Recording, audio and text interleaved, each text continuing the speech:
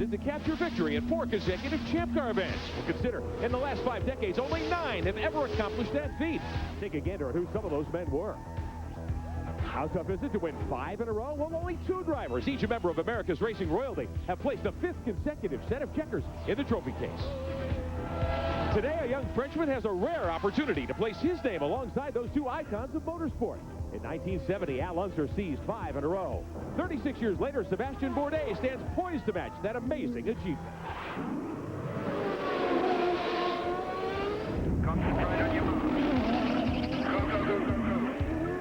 Bridgestone presents the Champ Car World Series powered by Ford.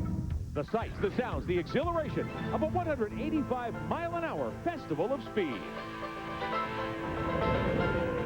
In the shadow of majestic Mount Hood, we are in Portland, Oregon, for the 5th race of Bridgestone presents the Champ Car World Series powered by Ford. Today, the Grand Prix of Portland on CBS Sports. Hello again, everyone. I'm Rick Benjamin, and welcome to Portland International Raceway. If you've been keeping up with Champ Car the last couple of weeks since we left Milwaukee, a lot has happened. Driver shifts and changes in the middle of the season. You might call it an episode of The Young and the Restless. It all started right after Milwaukee when young A.J. Allmendinger, who'd been driving for Rousport since he came to the series, was let go. Mario Dominguez at Milwaukee drove for Forsythe. Cristiano D'Amata for Dale Coyne. Well, now, check this out. D'Amata, the former champion, moves to the Rousport car. Allmendinger becomes a Forsythe driver. And Mario Dominguez, when the music stopped, he had to take a seat with Dale Coyne's team in the 19 car. Derek Daly, all of this sets up quite a situation because A.J. Allmendinger and Paul Tracy are now teammates, and they don't get along. And there's no doubt A.J. Allmendinger is one of the finest young drivers in America today. And the Rousport team that he got fired from was built up around him. And when you get fired, it's like a dagger to the heart of a young driver. But the domino effect then started, which lands him as teammate to Paul Tracy. But they've got history, the two of them. Have a look at this video here. Mexico City, Paul Tracy, middle of your screen. Allmendinger, yellow car, tries to pass him. Tracy moves over and runs him onto the grass to prevent the pass happening. A.J. Allmendinger said afterwards, Tracy is nothing but an idiot. Well, now they have to work together. They have to trust each other. Yeah. And with more on what that may look like down the road, let's go down to our good friend, Jan Beekes. Jan? And Derek, considering the way that this relationship started between Paul Tracy and A.J. Allmendinger, it's amazing how those turn of events have affected things. Remember the times when you were the team owner, he was your driver, you signed him up, but then as rivals, some choice words off and on the racetrack. Now, what do you do as teammates? Well, I think it's been good. I mean, obviously, it hasn't shown from my side of the team this weekend. We've really struggled in terms of our qualifying setup, but I think we got it sorted out for the race.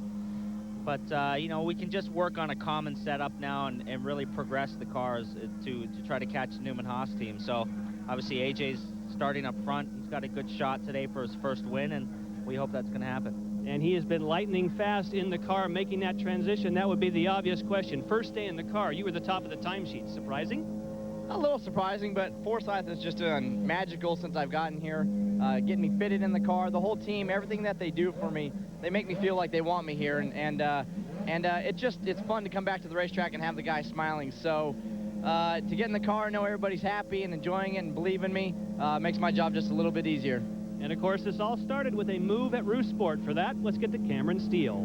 Well, when the music stopped, Cristiano D'Amata had one of the most coveted rides in all of Champ Car, your 2002 champion, the winner here at Portland in 02, and last year's champion. And the question is, how are you adapting to this new car? Well, of course, having not had the opportunity to test, it's been a real busy weekend, lots and lots of changes, big changes, small changes, go back and forth in a couple of bunch of setup options, but overall, I'm getting more and more adapt to the car. I qualified 5th yesterday. I have a good car. I like the way my car handled in the warm-up. So I think if you look at all the sessions so far, we've just been getting better and better and better. The last session, which was the warm-up, was the best one for us, and hopefully the race that is the next one to come will be even better.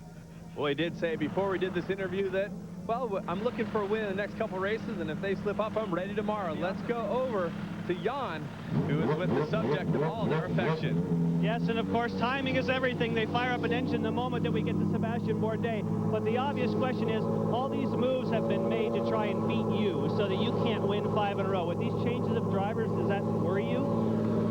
No, I think it's a nut factor that everybody wants to beat us.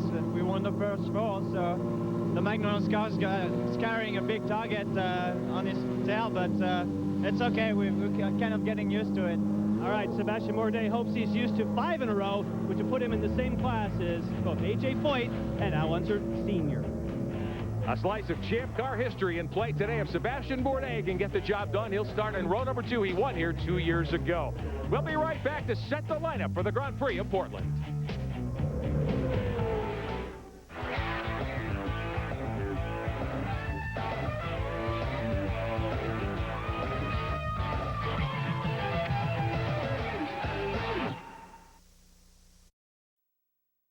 Sports coverage of Bridgestone presents the Champ Car World Series, powered by Ford, is sponsored by Bridgestone Tires, passion for excellence, and by Ford, bold moves. Closing in on green here at Portland International Raceway on this Father's Day afternoon. I want to say happy Father's Day to my dad in Florida. Michelle Beiser's with us this weekend. Michelle's been out and about. All right, Rick, thanks so much. And for those of you that don't know it, this race is traditionally held on Father's Day. Look at the array of just beautiful gifts that you can get for Dad. And speaking of that, we have lots of good stories up and down pit lane. I'm talking Paul Tracy and his son, A.J. Allmendinger and his father, Catherine Legge and her father, owners Kevin Kalkoven and his daughter Kirsty, and owner Paul Gentilozzi and his son, and Dad. For you, I'm so sorry that I haven't been able to get to the store the last couple of days. Busy schedule. But no, I love you so much. Happy Father's Day. Mwah. Dad's just settled back with a cold beverage and enjoy the show here at the Champ Car Grand Prix of Portland. Getting set to fire the motors today and begin the 5th race of the 2006 season. Sebastian Bourdais going for 5 in a row. To give the command to put the field in motion today, the 41st Brigade of the Oregon Army National Guard. They are deployed in Afghanistan, and they join us to give the command today.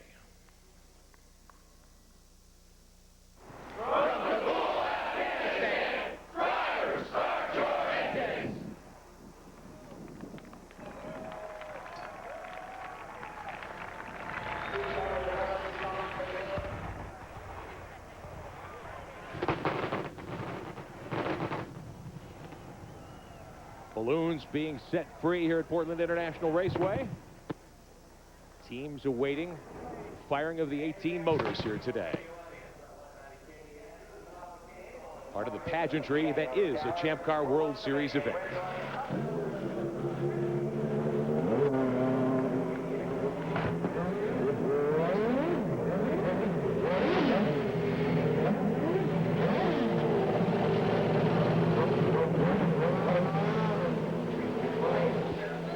Car team ready to pull the field away around this 2-mile road course. Our Bridgestone Pole Award winner this weekend.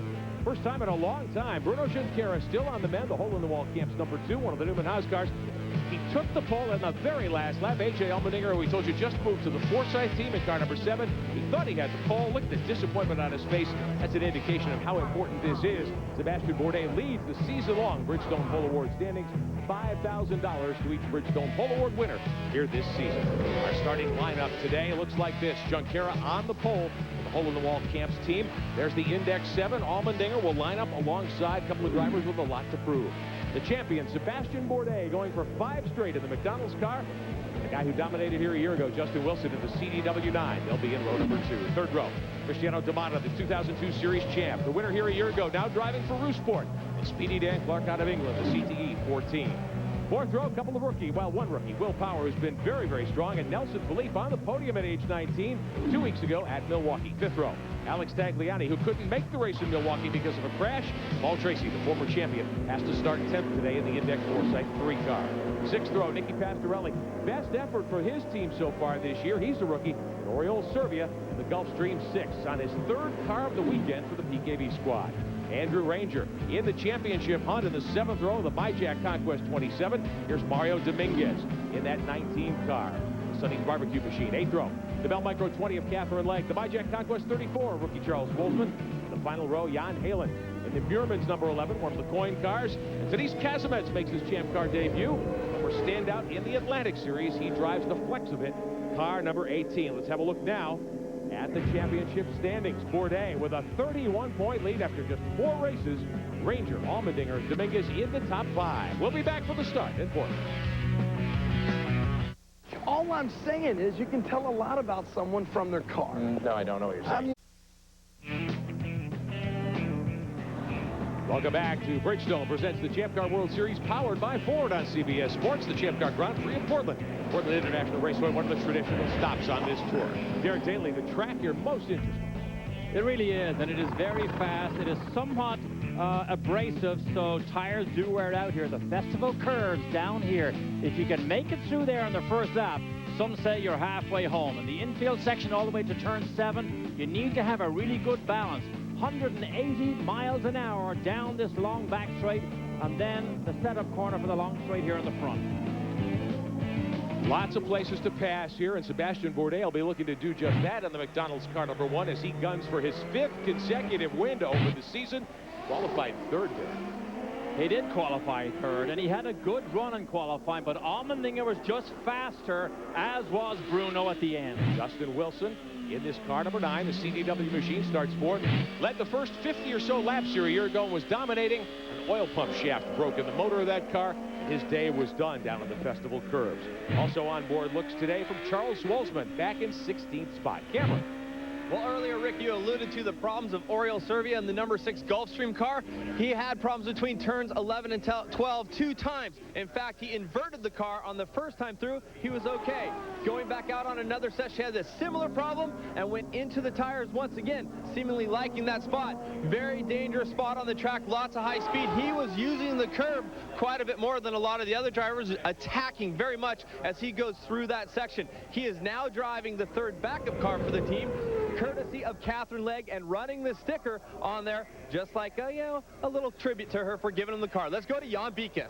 Consider Bruno Junqueira, who has qualified well this year, but has had twice problem in the first corners, being hit from behind. The first incident was, of course, in Long Beach.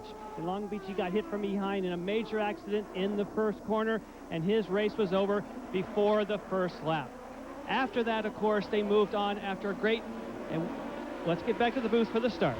It's been a difficult season so far, and the caution flag is being displayed. This will not be a start. J.D. Wilbur in the flag stand deciding that the field was not aligned properly, and they will go one more lap before green. Derek Daly. And what you hope when you get a wave off like that the people from the back half of the grid see it early enough, or that the team managers get on the radios and say yellow, yellow, yellow, because you can so easily have a check-up concertina effect, and then you have contact, and then you have disaster. They've been racing here for an awfully long time. This is a pretty narrow racetrack, very challenging. Once more, let's go back downstairs to Jan Bikas. Well, Bruno Junqueira is happy that they've had the caution because he wants us to review what's happened to him this year on both of those starts. We started to talk about Long Beach, where he did get hit from behind in the first corner. He felt he had a very fast car there. Well, it's a very similar situation to what happened in Milwaukee. In Milwaukee, it was a case. In Long Beach, of course, there's a couple different angles to show the impact that we have for Bruno Junqueira. In Milwaukee, of course, it was a case where he didn't get a very good start. He dropped off the front row and then was hit by Mario Dominguez, which, of course, many people feel that was the springboard that made all these driver changes. Now, today, what he really wants to do is he wants a great start. But check out what he's put on his fuel tank here. All he wants for Father's Day, a call from my kids. Got it. I want the pole. Got it. The only box not checked, I want to win. It would be great to see Bruno in victory lane after those injuries at Indy a year ago. Derek? And the sticker that Cameron mentioned on Servia's car is car courtesy of Catherine Legg. Let's see what he does with it. Ready to go at Portland. Green flag, green flag.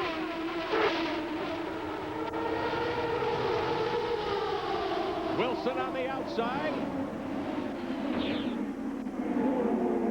Allmendinger leads him through the festival curves. Where's Bruno? He looks safe. Made sure he got through cleanly, but he is back 3rd. And one of the Rocket Sports cars is off. That's Nicky Pastorelli. He's peeled a tire off the rim. Left rear down. Bruno Junqueira scored 4th. How about Speedy Dan Clark taking advantage and moving to 3rd as they came to turn 1. Pastorelli gets the 8 car back on the racetrack. Another look. Usually denotes contact of some sort. Whoa.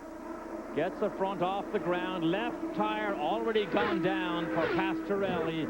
That usually indicates a front wing end plate touched the wheel, potentially sliced it as they went through the festival curves.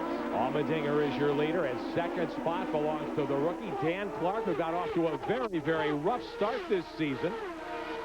Justin Wilson back in third in front of Bruno Junqueira, the pole sitter. Paul Tracy has advanced to fifth. Boy, Tracy really took advantage of that opening lap, Derek. He picked up 5 spots. Not unlike Paul Tracy. Oh, we see. Is that tag? One of the Team Australia machines went through the runoff area. Serbia's gotten by. That is not the tag. It was Power, who had a good qualifying session here. And when you miss that chicane, you lose so much time. Field heading to the backstretch on lap number 3 of 105 laps here today. Cameron Steele. They can see Nicky Pastorelli in the pit changing the car, maybe changing the strategy just a little bit. Tough to change it so early in the day. Pastorelli is down and away. Now this is way early for your first stop, so he will have to make an extra stop.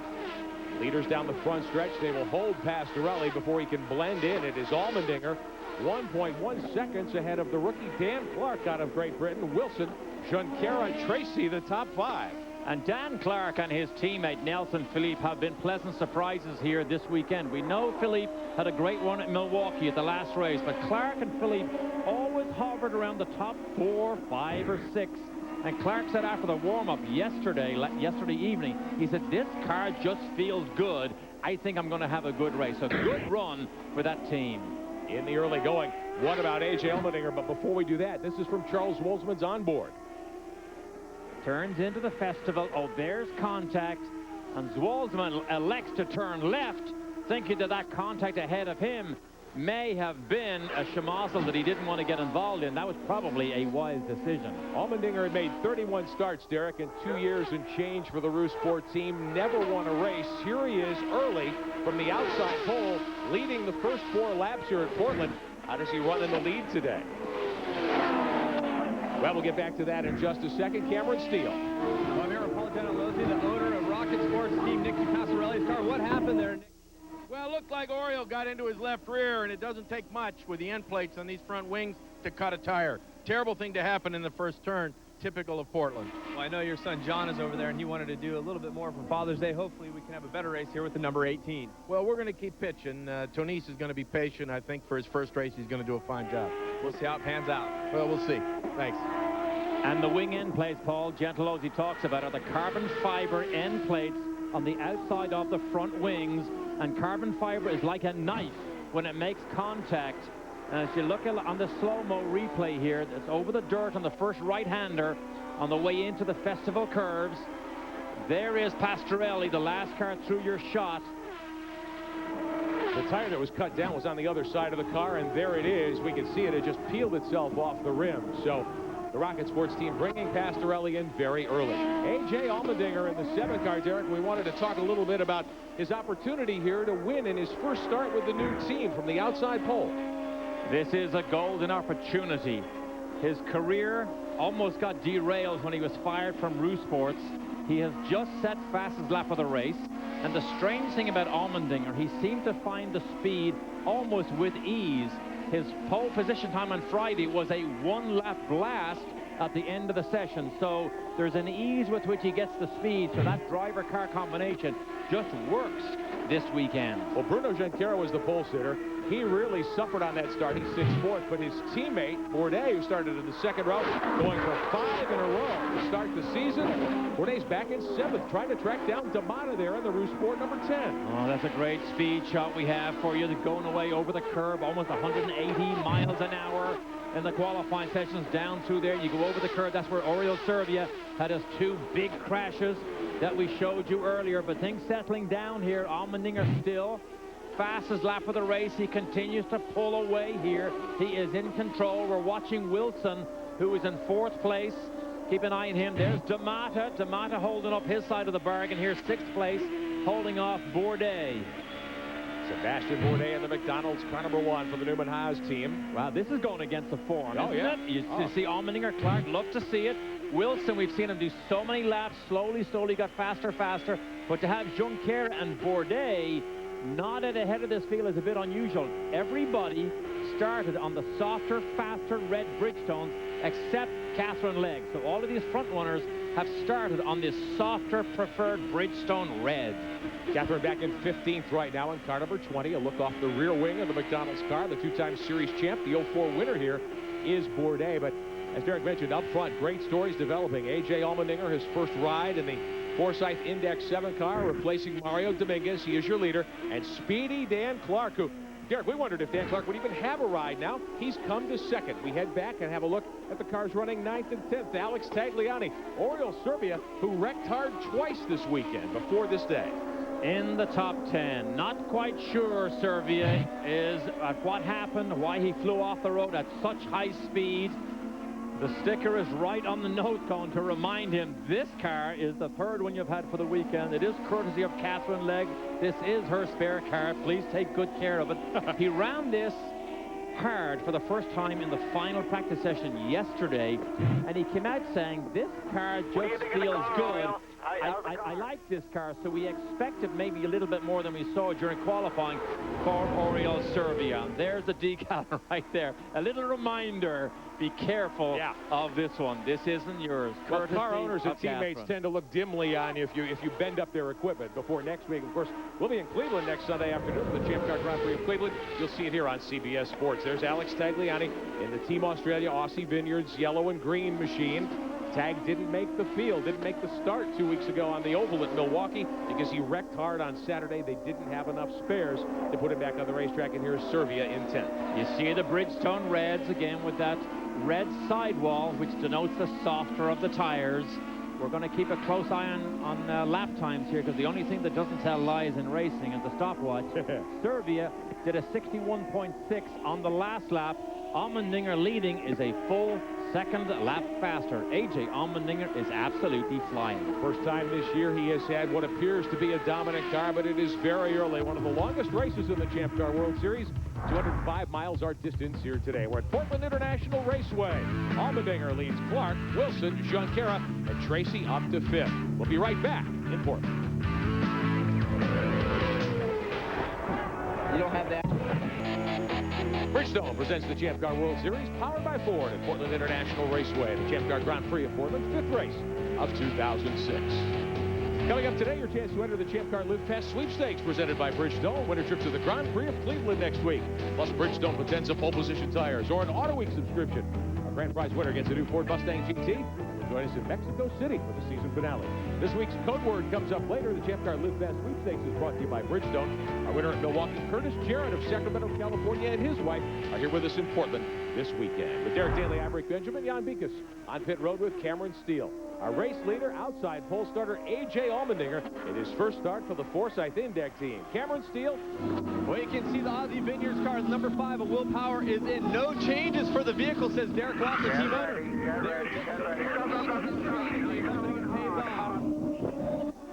Power down and away. One of the disadvantages of making an early pit stop, lap 12, is, of course, he takes off the faster of the red tires. So now he's gone out of sequence, which is exactly what D'Amata did last year to win the race. However, the yellows, if there's a yellow, has to fall your way. But look at Speedy Dan here. This man is on the limit in the HVM car, looking good here. Took big advantage of the starting line scramble as they came to the stripe. The pole sitter Bruno Junquera just wasn't up to speed. He faded back. That gave Clark an opening. He powered his way to third, then second around Justin Wilson. He's 2.5 seconds behind the race leader now. He's only 22 years of age. He comes to us from England. Did the British F3 Championship. Jan? With Keith Wiggins, the team owner, you've got to be very impressed with the rookie Dan Clark at this stage. Well, yeah, it's early stages yet, but he's definitely proved he's got the speed, so we'll just have to see how the race pans out.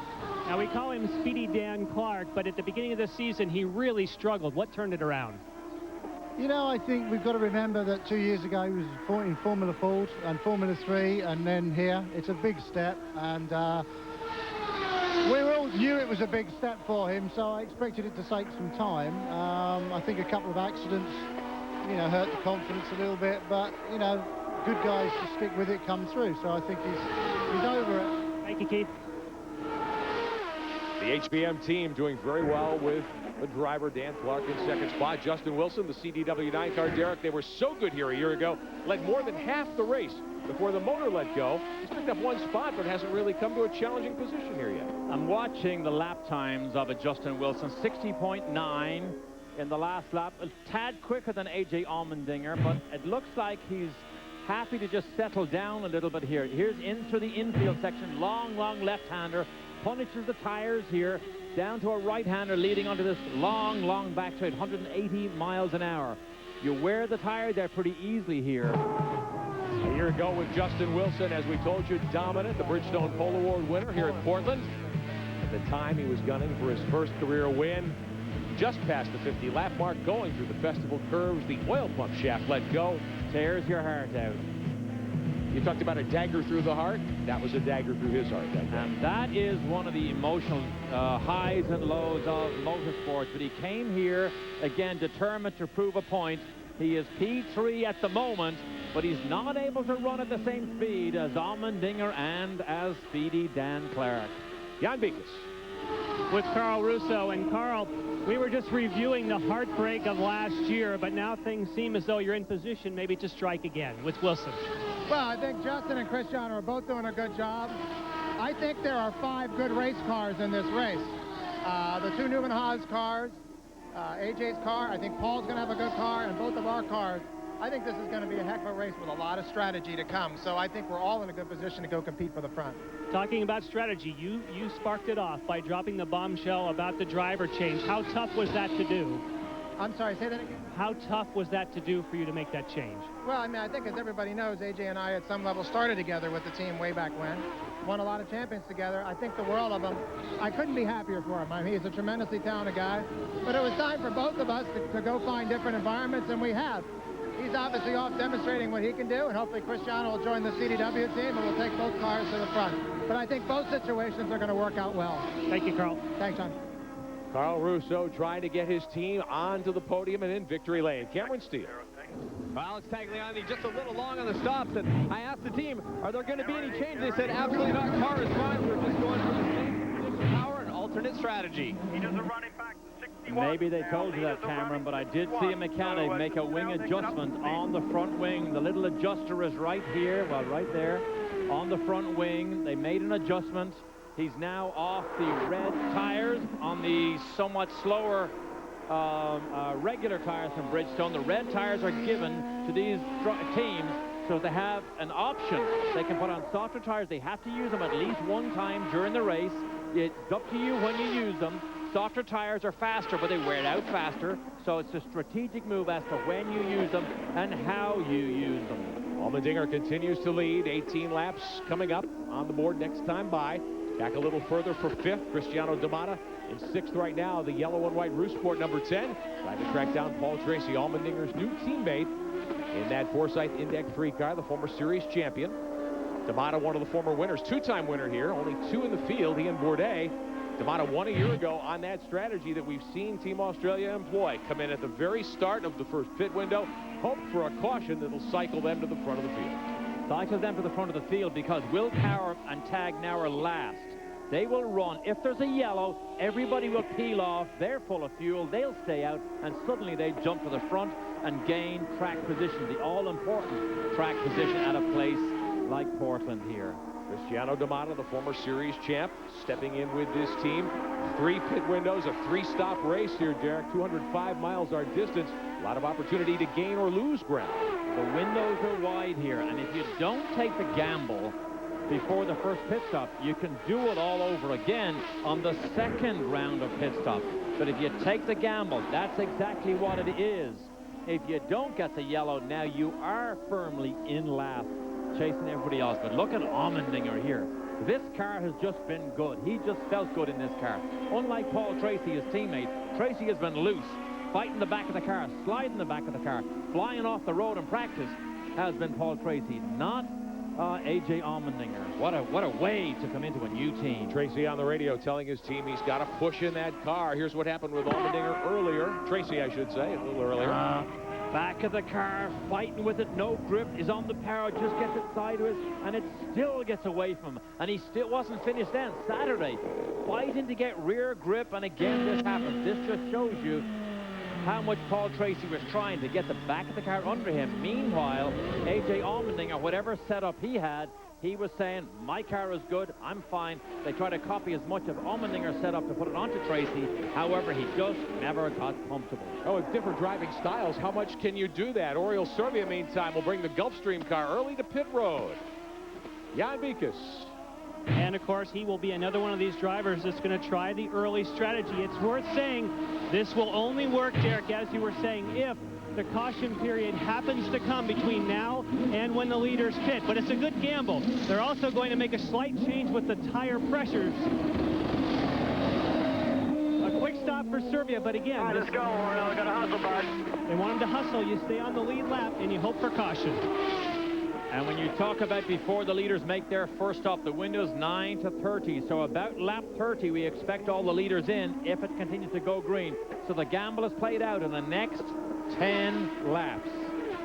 A.J. Allmendinger in that car number 7. Now, Mario Dominguez drove that car the first 4 weeks of the season. We showed you some of his difficulties. He took out several cars, including the car of his teammate Tracy, both in the season opener at Long Beach 2 weeks ago on the Milwaukee Mile. But Dominguez had the pole with that car at Houston a couple of weeks earlier in the month of May. Led laps there as well. What a beautiful backdrop for the Champ Car Grand Prix of Portland. Glad to be with you today on Father's Day on CBS Sports. Right back with more in a moment. On Father's Day Sunday, we welcome you back to Portland International Raceway. I'm Rick Benjamin, Derek Daly alongside. I see 24-year-old A.J. Allmendinger lead in his first start for the Forsyth Index team from the outside pole. Now, Rick, this is a dream debut with this team for Allmendinger. But we have seen him last year make critical mistakes at critical times in the race. He absolutely cannot drop a bomb here and throw this thing off into the boondocks when he's got a stage and a car this good to just display how good he really is. Keep it in control. He's picked up a 6.5-second lead over Dan Clark in car number 14, the Bird and a Bear CTE HVM machine. Clark in second position, surprisingly, not quite able to run with the leaders. We hear he may be coming pit road in just a moment. We're about 7 laps short of the first pit window ending. Clark looked as if... Oh, he's got a tire cut. Yeah. His right front is down. I was going to say he looked like he was going slow through the infield complex. Yep. We're ready for you. He needs to slow down, and he's going to knock the front off that wing. Bruno Junqueira trying to get by. Here he goes. See the tire there? Yeah. It's going to chop the front off that wing if he's not careful. They don't want to have to replace the front wing. What a disaster for Speedy Dan. Justin Wilson has already taken second. You got a on your right front. Nice and easy, all right? We don't want you to slide past the pits. Tracy, meantime, battling with Bruno Junqueira. And Tracy moves up to third. Jan Bikus. And one of the tough things to do when you come in with a flat tire is trying to hit your marks. And Dan Clark may sound easy, but that's very, very difficult with a tire down. They go to the black sidewall. Bridgestone, wow, didn't need very much fuel. Good job. But of course, he was fast in the pits, but lost all the time on the track with the puncture. Gives up tremendous track position. Tough break for young Dan Clark out of Great Britain, running second when he cut that right front tire down. His over-the-wall crew. You know, tires really in play. Marty Armstrong there and Louis Perocarpi having to handle the chores and get good new Bridgestone Potenzas. Meantime, here's Sebastian Bourdais, the series champion, trying to race by Cristiano Damata. Couldn't do it, Derek. Oh, that's 150 mile an hour, even when you slow down to try and force the issue down here at the end of the back straight. That was a brave move by Bourdais. However, when you chase a championship, you usually elect to try the move, but not make anything of a rash decision, and we saw Bourdais back out of it. Let's reset for you. Allmendinger continues to lead at lap 25. Justin Wilson now second. He is 9 seconds back. Then Tracy, Junqueira, and Damata. Bourdais sixth, Jan Bikus. Talking about Sebastian Bourdais, the team does not like, obviously, what happened at the start, but they immediately shifted gears and say, okay, we're cruising, we're saving fuel, there's no panic, the car is fine, we want to check our tire wear. So Sebastian Bourdais certainly has not yet shown all the speed that he has. Newman Haas, famous for saving for the end of the race. saving fuel, and what that means is if they can use less fuel to run this speed than their rivals will be using. When the rivals peel off into the pits, they're hoping that Bourdais and maybe Junqueira can run 1 or 2 or more laps longer on a light fuel load and make up some time over their rivals who will be full of fuel. Paul Tracy runs third. That's the blue and white Forsyth car. Here's your pole sitter, Bruno Junqueira. The hole-in-the-wall Camps Newman Haas 2 car. Not happy with the way the start happened. He was the pole sitter. Should have brought them to green, Derek. Instead, he ended up 6th after the start. Wow, did you see how far Tracy pulled away from Junqueira in just 1 lap? So Tracy may have a car that's actually beginning to come in after 26 laps. Jan? For Bruno Junqueira, you hit it right on the head there, is that they were very upset about the start. The team felt, the hole-in-the-wall camp thought that he was jumped on the start. But they spoke with Champ Car, they reviewed the tape, they reviewed the timing strip, and thought that, in fact, no, he was in the lead when the flag came out. The rule here now is, as soon as the green flag flies, you may overtake. Of course, he was overtaken big time on the approach to the festival curves. Now they're just riding around like Bourdais, trying to save fuel. Heading to the front straightaway, Junqueira runs in 4th. Tamada in the Rousport 10, his first start for that team. He's 5th in front of Bourdais, who is in 6th position. Now we're about 3 laps away from the end of the first pit window. Here's the way you might play the pit strategy to get to the front. As we told you, stop early in the pit window. We saw several drivers do that, the Team Australia guys. And then you need a caution, as Derek explained. That would get you to the front of the line and give you an opportunity to pick up track position and perhaps build a lead. But it hasn't played out that way so far, Derek, as you pointed out. 2 more pit stops necessary, so you've got 2 more times perhaps to try that strategy. 2 more pit windows upcoming as we watch Junqueira run in the 4th position here. You know, Junqueira yesterday did his pole position time on the very last lap of qualifying, as we documented earlier. He was so thrilled, believe it or not, having clawed his way back from the serious back injuries he received at Indy last year. He said, "This is like a win for me." As we have a look at one of the battles deeper in the field, this is Jan Halen in the Muirmans number 11, the white and blue car. And Tanis Kazimets making his first start in Champ Car in that Flexovit car. That's the second Rocket Sports entry, the 18. He's about 5 car lengths behind Halen there. They're running 13th and 14th. Kazimets having a little trouble, I think, coming to grips with the Champ Car, Derek, a place where he had won in the Champ Car Atlantic Series a year ago. And very successful. Won 2 races last year in the Atlantic. But these are different animals. These are heavier. You got to muscle these things around a little bit. And Kazimets is going to take a little bit of time just to get familiar and comfortable with just how different these cars are. Did he just peel off? Watching the 2 Rocket Sports cars, Nicky Pastorelli back there. I think he headed to pit road. Pastorelli was a lap. No, there's Pastorelli. It was Kazimets who headed to pit road. Exactly right. The 2 Rocket Sports yellow and blue cars were running nose to tail as we watch these cars navigate through the festival curves and heading toward the backside of the racetrack. Here's a look at what Kazimets accomplished here in the Champ Car Atlantic Championship a year ago, driving the Flexovit machine. Swept the doubleheader on Portland race weekend, on Father's Day weekend 1 year back. Oh, and swept it with tire smoke, yeah, on the way to victory. But this was a great weekend here for him. 5th in the air. But this is a different animal when you come here this weekend. No matter how much success you had in the past, you need to start back at ground zero. Use this just as a confidence builder to say, yes, I can drive racing cars, but this is a whole new learning curve. Jan Halen, the Dale Coyne Racing Muirmans car, the number 11, sitting in 13th. There is Nicky Pastorelli, 18th and last at the moment, 1 lap down. Make it 2 laps down now to the field. Tanis Kazimets had come to pit road. Oriol Servia flashing by there a moment ago. Servia in 16th. Remember, he stopped very early with the black tires on. Here comes Halen. The Coyne crew will go to work. They'll put 4 new Bridgestones on that race car and put some fuel in as well. Give him a full load of fuel as we get to lap number 30.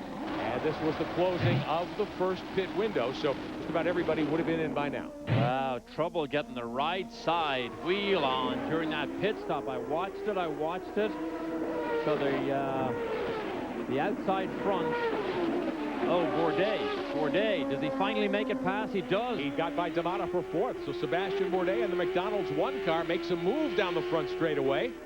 Picks up position. Paul Tracy has come to a stop in the Forsyth pits meantime. Tracy stopping his first stop of the day for tires and fuel as we watch Bourdais And we're going to see how far he can go now, Rick. Yeah. If he has saved fuel, he's going to go longer than Allmendinger and Tracy and maybe even Wilson. We're going to watch how that plays out. And we talked about Paul Tracy coming from 10th to 3rd, Derek, before that stop. They adjusted tire pressures, we're told, on the 3 car, trying to improve the handling of that race car. Andrew Ranger stopping the MyJack Conquest car for fuel and tires as well. Another look here. Down the front straight, up under his rear wing. There's the suction. Down the inside of the brake zone. Just take the line over the top of the curbs. And D'Amata could do nothing except allow Bourdais to take the line and take the pass. A.J. Allmendinger continues to lead. That puts Bourdais up into 4th now. Drivers making their first stop. We're hearing that Allmendinger will stop next time. Now, how about this? Bourdais pressuring his teammate Junqueira for 3rd position. 4. This lap, Bruno is coming in. Did you see Junqueira fight with the wheel through the right-hander? He looked very, very loose. A.J. Allmendinger, the race leader, he's led all the way. This is lap 32. We're hearing he is going to make his first stop of the day for the Forsyth Index team. And he peels off to pit road. So your leader is on pit road under green. Okay, this has to be inch perfect. He's never done a stop like this with this particular team. Cameron? Take a while. Right on those marks. Okay. He slid past Marks just a little bit, Derek, but they're going to the reds once again. I was talking to Michael Cannon. He said they love the balance on the car. They have 2 sets of stickers for later in the race, and they're going red now. Jan Beekes, Justin Wilson headed your way. Yes, Justin Wilson, and behind him will be D'Amata. We watch AJ leave as they go to the black sidewall Bridgestones, and behind we'll watch the service for D'Amata. They want to get all the fuel on that car. We now look back and see if they'll, no, they do a different strategy. They go with the red sidewall Bridgestones for D'Amata. So they're splitting the strategy at Rousport. You only get 2 sets. This will be his last one. Bruno Junqueira beats him out. So Bruno Junqueira beats out D'Amata, but D'Amata's trying to challenge back. So Junqueira first off pit road. Last year's winner here, D'Amata, in that yellow Rousport car. Look at Tracy. Tracy right there as well. Now he's at full cry. He's alongside D'Amata. On warm tires. He's now going to try and do the same to Junqueira. Tracy trying to move up to 4th position, and he gets there. Paul Tracy, former series champion in that Forsyth Index car number 3. Bourdais, the series champion. First stop of the day on Beekes. And the most significant part of this pit stop is that it comes 1 lap later. Can you see what's on the radio? They're also going with the red Bridgestone sidewalls. And when you go 1 lap longer, that's going to help later in the race. Hang on. Okay, go. Where will he come out? That was 10.6 seconds, a little bit long. They took a lot of fuel. Where is Tracy? Well, here's the group coming down the right side of your screen. Bourdais stays ahead of Tracy and D'Amata and Junqueira. The reason, Derek, of course, if you can run 1 more lap, you're running your car when it's light and you're running it with hot tires, that's a huge benefit. And Bourdais with the new reds, the reds are as much as 0.4 of a second faster, particularly when they're new. A.J. Allmendinger with 33 laps on the board. The pit stop cycle leaves him out front. Now, let's take a look at our Ford Bold Moves moment this weekend.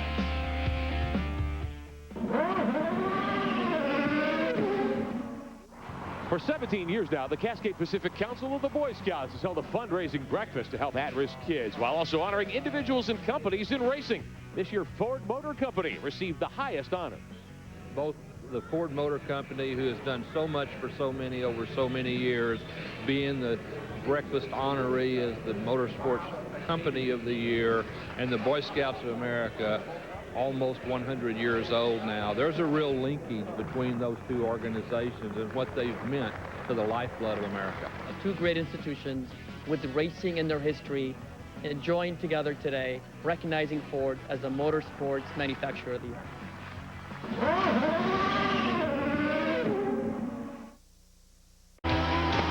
From Portland International Raceway, Portland, Oregon, I'm Rick Benjamin with Derek Daly on CBS Sports. The Champ Car World Series, the Champ Car Grand Prix of Portland.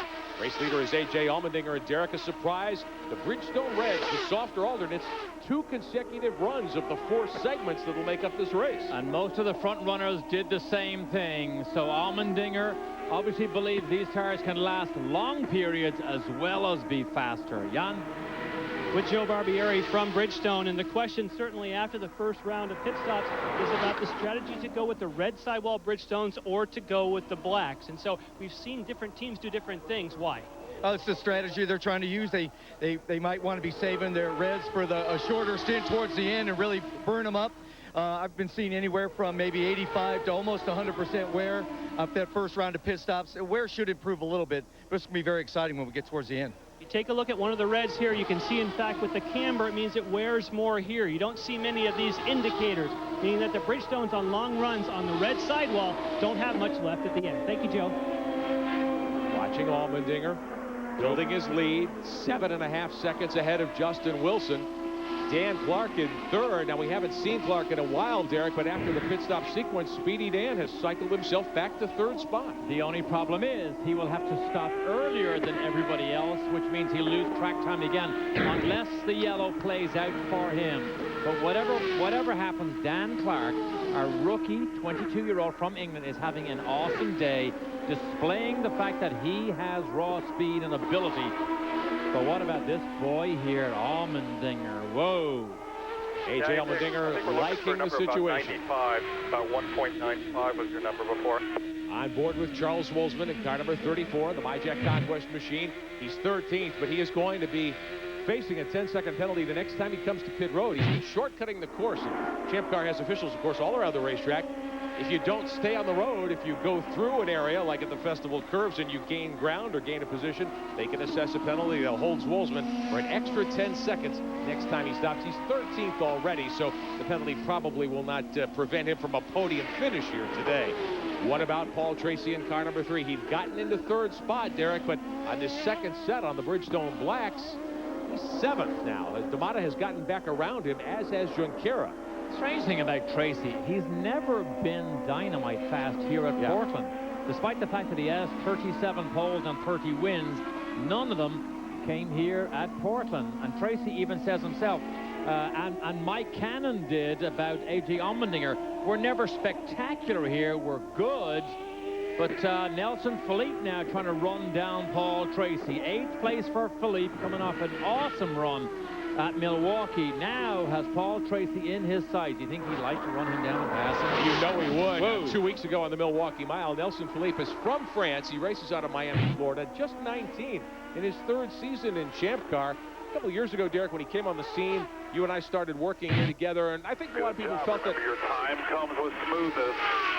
he was Nice and smooth. a driver who did not have a great future in the sport, but in Milwaukee, he's been improving gradually. How about this? Racing hard with Sebastian Bourdais. And actually pulling the move off down the inside. This race here, I think, just gave Nelson Philippe that little injection of confidence that he proved to himself. I can run with these boys, and look, I stand on the podium. And I think when a driver gets confidence, you just have that ability to run on the ragged edge. And that's what we expect more from Nelson Philippe as the races go on. Take a look at the top of your screen. If you're not familiar with Champ Car, power to pass. Cosworth gives these drivers 50 additional horsepower with a button on the steering wheel. They have 60 seconds of that to use. We're showing you how much time each driver has left in their bank here today. Jan Beekes. And on this Father's Day, we're talking about Nelson Philippe. Let's talk to his dad, Thierry Philippe. You've got to be so proud. We just showed the replays of what happened in Milwaukee. You had to be so proud as a dad. Yeah, we were very happy for Nelson, mainly. He did a very good job, and we're so happy for him. What about today? It looks like he's racy. Are you at a case where you're just kind of laying back? Do you hope that he's going to be able to move forward like Dan Clark had done?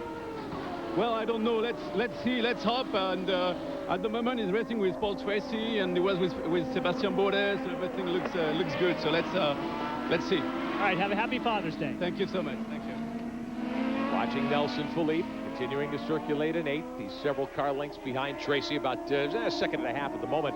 His finishes this year, 2 top 4s, but a couple of finishes pretty deep in the field, had problems at Monterey and Long Beach. And today he has a heart monitor. They are monitoring his heartbeat throughout the course of this race. Champ Car Medical is doing it as a study to see the type of physical exertion a driver goes through on a road course like this. I did this back in 1984. I'm really interested to see what his heart monitor numbers and graph looks like, because I'll tell you at the next race what the result is. I think you'll all be surprised how high the heartbeat goes for these race car drivers. Battling through lap traffic, you've got Sebastian Bourdais trying to track down Dan Clark for third. Right with them is Bruno Junqueira. They get by Nicky Pastorelli's Rocket Sports car as they head through the backside of the racetrack. Oh, did you see Pastorelli trying to get out of the way? Yeah. Drove up on the curb, trying to be courteous to give these boys the line. Look at this. Clark, Bourdais, Junqueira, D'Amata, all in a line here. Great stuff. Third, fourth, fifth, and sixth in play here as we work lap number 43 of 105 at the Champ Car Grand Prix of Portland. Do you hear that rev limiter for Bourdais at the end of the straight? Watching Oriol Servia in car number 6. He runs in 10th position in the Gulfstream PKV car. That's the car that Cristiano D'Amata won with a year ago on the backstretch. There's young Andrew Ranger. He's not 20 yet either. The MyJack Conquest number 27. Right now he runs in 12th, trying to track down rookie Will Power.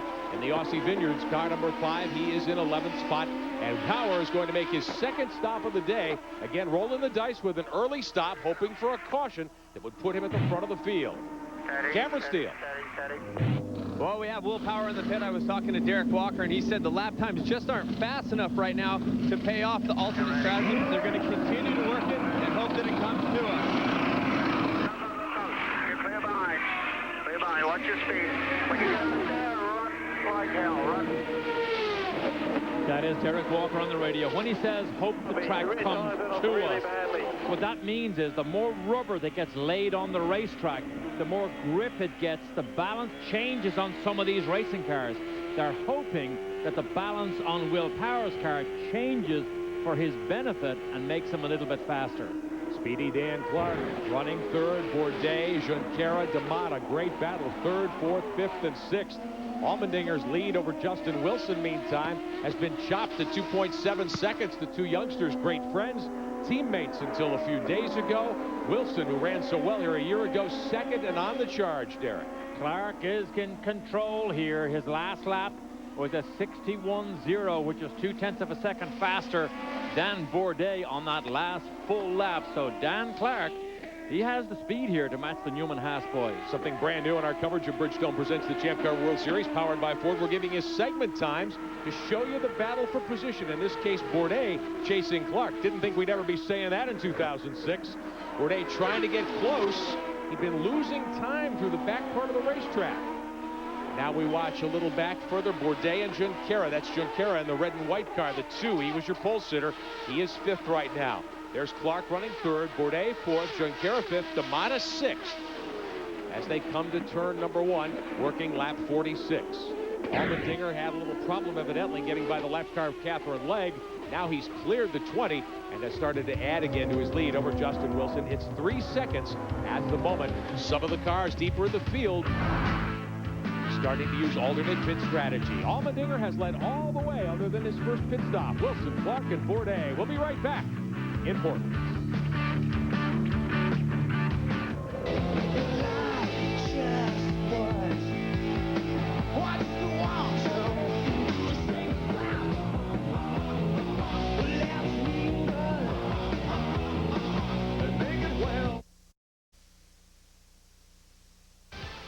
CBS Sports coverage of Bridgestone presents the Champ Car World Series, powered by Ford, is sponsored by CDW, the right technology right away.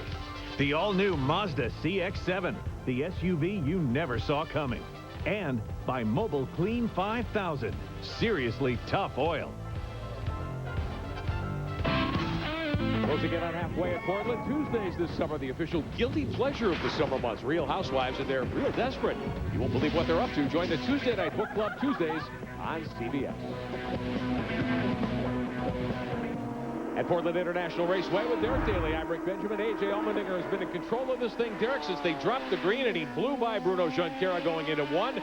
3.5 seconds ahead of his ex-teammate. And there has to be some irony here that A.J. Allmendinger, one of the best drivers in America, gets fired out of Rousports, and Rousports has spent the afternoon trying to chase him down when he jumps into this Forsyth car here. This is an awesome display, but boy, this is a grudge match at the front of this field. Jan? Yes, and what's so interesting with Justin Wilson, it's worth remembering that he's on the blacks and we have AJ on the reds, and if you can maintain station or even close the gap, that really is an indicator of some serious speed that's going to come in handy at the end of the race when he gets his quicker tires. Allmendinger going with the reds. The alternate tires about 0.4 of a second quicker at the start of a stint. 2 consecutive runs to try to build that lead, Derek Daly, but he's got to know that he's got Wilson close, who's very good here. Clark and Bourdais also lurking in the weeds. Wow, that's a great point, Jan, because I'm following it here. There's about 0.4 of a second faster is Allmendinger over Wilson. So can he make enough of a gap? Jan? Basically running about 4 to 5 tenths laps quick. We're listening to the radio while Oriol Servia makes his stop. Remember, we expected him to be first because he was the first on the first round of pit stops. Right around 10 seconds for Servia. We got to make hay now for us. And make hay, obviously, when you go out on a full load of fuel and cold tires, that's where the driver really earns his money. Don Oldenburg and the team, the over-the-wall bunch for the PKV 6 car. The Gulfstream Lola of Oriol Servia bagged his first career win at Montreal last year when he drove car number 2 for the Newman Haas team in relief of the then-injured Bruno Junqueira. Allmendinger continues to lead in car number 7, Cameron. I'm with A.J. Allmendinger's engineer, Mike Cannon. Mike, seems like you guys are having a perfect race. What about the strategy to go back-to-back reds? I mean, he just felt that the balance was particularly good in the car. And we know the track will grip up as the race proceeds. We've got 2 sets of sticker black Bridgestones. And those things, if it stays green, grippy track, they're as fast or even faster than the reds. What's he saying about the car? Is it an easy drive so far for him today? What about the fuel? Oh, I mean, this is like a Father's Day present for me. I mean, he said nothing about the car. I asked him any changes. Like, nope, that's all we got. I mean, my son's Cooper and Colin at home. They got me some lovely Father's Day gift, but this might be the best one yet. We'll see how it plays out. Thank you. Watching your leader. Here comes Allmendinger. Off of turn 2, 3, heading to 4. Now, 2 weeks ago at Milwaukee, everyone thought that Allmendinger and the Rue Sport team, that was a marriage that was going to continue in racing for quite a while to come. He ran 4th there, but there was a pit stop sequence that might have given us a little bit of a hint of things to come. Let's take a look back at the Milwaukee Mile 2 weeks ago and show you what happened. Allmendinger, your leader. Wilson second. Servia already on pit road. And of course, A.J. Allmendinger is leading, but he stops first and is pitted behind. The preferred spot would be Justin Wilson here. So if Justin Wilson can get up there, he does! He beats him! Justin Wilson takes the lead! And A.J. Allmendinger slots in a second, and you can see A.J. gesture when he lost the pits. He was going, what the heck happened there? I just lost the lead in the pits. Now, we know he's an emotional driver, Derek Daly. You and I had a chance to speak to his now former car owner, but still friend, Carl Russo, before the start here today. Emotion with race drivers can be a great thing, but it can be a difficult thing, and maybe it is for Allmendinger. Never allow circumstances to dictate your behavior, but what a busy week for A.J. Allmendinger. Take a look back at what happened with Allmendinger over the last several days. He was released on June the 9th. Next day, he had plans. He took his now fiancee Lynn to Niagara Falls. They went ahead and got engaged. He didn't have a job at that point. But then the next Tuesday, he signed with the Forsyth Indac team. What was originally said to be a 2-race trial. Kind of like moving in together before the wedding day. Well, the fiancee Lynn Kushnirenko is a former Miss Champ-Car from Toronto. He is here to support him. With the eyes of the world on AJ right now, can he be mistake-free when the heat is being turned up in the pressure cooker here? This is a great test for him. Allmendinger continues to lead 3.5 seconds the advantage over Justin Wilson. He has saved 36 seconds of Cosworth power to pass on tap. That extra 50 horsepower that's there with the touch of a button. And the last 2 laps by Justin Wilson have been just a touch quicker than Allmendinger, so Allmendinger is no longer beginning to inch away from second place Justin Wilson. Well, the driver saw the crossed flags moments ago. Let's take you through the first half of the action here today at Portland International Raceway. We call it halfway home, and Bridgestone presents the Champ Car World Series, powered by Ford. Bruno Junqueira was your pole sitter, and he got snookered on the start. Gave up tons of ground. They were way wide into turn 1. Everyone got through somehow safely, but Allmendinger from the outside pole jumped to the lead, and that was Dan Clark moving to second. He continues to do well. He runs third here. Nicky Pastorelli had a frightening moment up over the berm and almost into the air. He had cut down his left rear tire, apparently a wing end plate got him. Allmendinger worked on building the lead through the first couple of laps, first handful of laps. This is Clark. As he had to run through the runoff area, he had shredded a right front tire. He came all the way around on that bad skin. They put a new Bridgestone on. Bridgestone Potential is doing a great job here. He was down and away. Allmendinger made his first stop. The cycle put him back at the front of the field, but they used up both of their sets of the alternate tires, the Bridgestone Reds, that are about 0.4 of a second quicker. Cristiano D'Amata, who took over the Rouge Sport 10 ride from Allmendinger, making his stop as well. He's been battling hard with Junqueira. Allmendinger has been the dominant player through 54 of 105 laps today, and we're halfway home and then some at the Champ Car Grand Prix of Portland. Allmendinger down the front straightaway, getting lap number 55 on the board, 50 to go. Lynn Kushnarenko watching, smiling, very pleased. They've got wedding plans in the future. And her fiance dominating the show so far. It would be Allmendinger's first career win, his 32nd career start, Derek Daly. With a long way to go yet. Oh, you don't think we ought to give him the trophy quite yet? He is under pressure to perform here. This is a great mental test as well as a physical and talent test for A.J. Allmendinger this afternoon. Allmendinger is 3.5 seconds in front. We'll be back with more of the Champ Car Grand Prix of Portland after this message and a word from your local CBS station.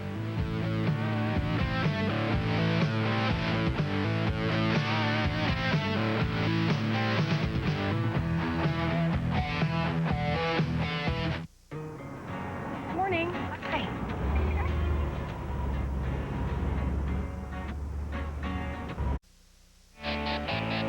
Welcome back to Portland International Raceway. Bridgestone presents the Champ Car World Series powered by Ford. Your chance to enter now the Champ Car Live Fast Sweepstakes presented by Bridgestone. Win a trip to the Grand Prix of Cleveland. Plus a set of Bridgestone Potenza pole position tires or an Auto Week subscription. And the grand prize winner gets a new Ford Mustang GT. Will join us in Mexico City for the season finale. Code word this week is Nelson. The official rules and an entry at champcar.ws. The Champ Car Live Fast Sweepstakes brought to you by Bridgestone. Alongside Derek Daly, I'm Rick Benjamin on Father's Day 2006. Happy Dad's Day to all the fathers around the country. My dad in Florida, of course, included in that. Running 15th in points. On board there momentarily, Charles Wolzman in the MyJack Conquest 34. Bruno Junqueira, Cristiano D'Amata fight for 4th position right now. There's about 0.6 of a second separating the two. Junqueira, the pole sitter in the hole-in-the-wall Camps 2 car, grabbed the pole yesterday in second round qualifying with a very fast final lap in the stint. D'Amata, of course, won here a year ago on that alternate strategy that Derek has spoken about. Bruno on the radio there to his team. Hard to make out what he said, but you can see him saw at the steering wheel. Bruno Junqueira, you see him saw at the steering wheel trying to hang on to this car as he gets the power on exiting. He's now saying that power is blocking him. Meantime, D'Amata brings the Rouge Sport car to pit road. Car number 10, running in 5th position. This is the car Allmendinger jumped out of. Jan Beekes is there. And they are set up. We're shooting this from Justin Wilson's pit, and they're going to pull the tires back because they're going to pit Justin Wilson after they're completed with D'Amata. Hard to get a very clear view, but very routine from here. Didn't appear to be any stops. 9.8 seconds, and now we already see Justin Wilson on pit road. And as close as he was to the lead, every fraction of a second is going to make a huge difference on pit road. In the meantime, Cameron Steele. Work on your mark. Well, we're just wondering what's happening in Mike Hannon with A.J. Allmendinger. We saw Justin Wilson go by. When are you guys coming into the pits? We're going to wait a little bit longer. Our biggest problem right now, for whatever reason, we seem to bump into Catherine Laggett off a lot. Our team's not doing a very good job of keeping up with her. All right.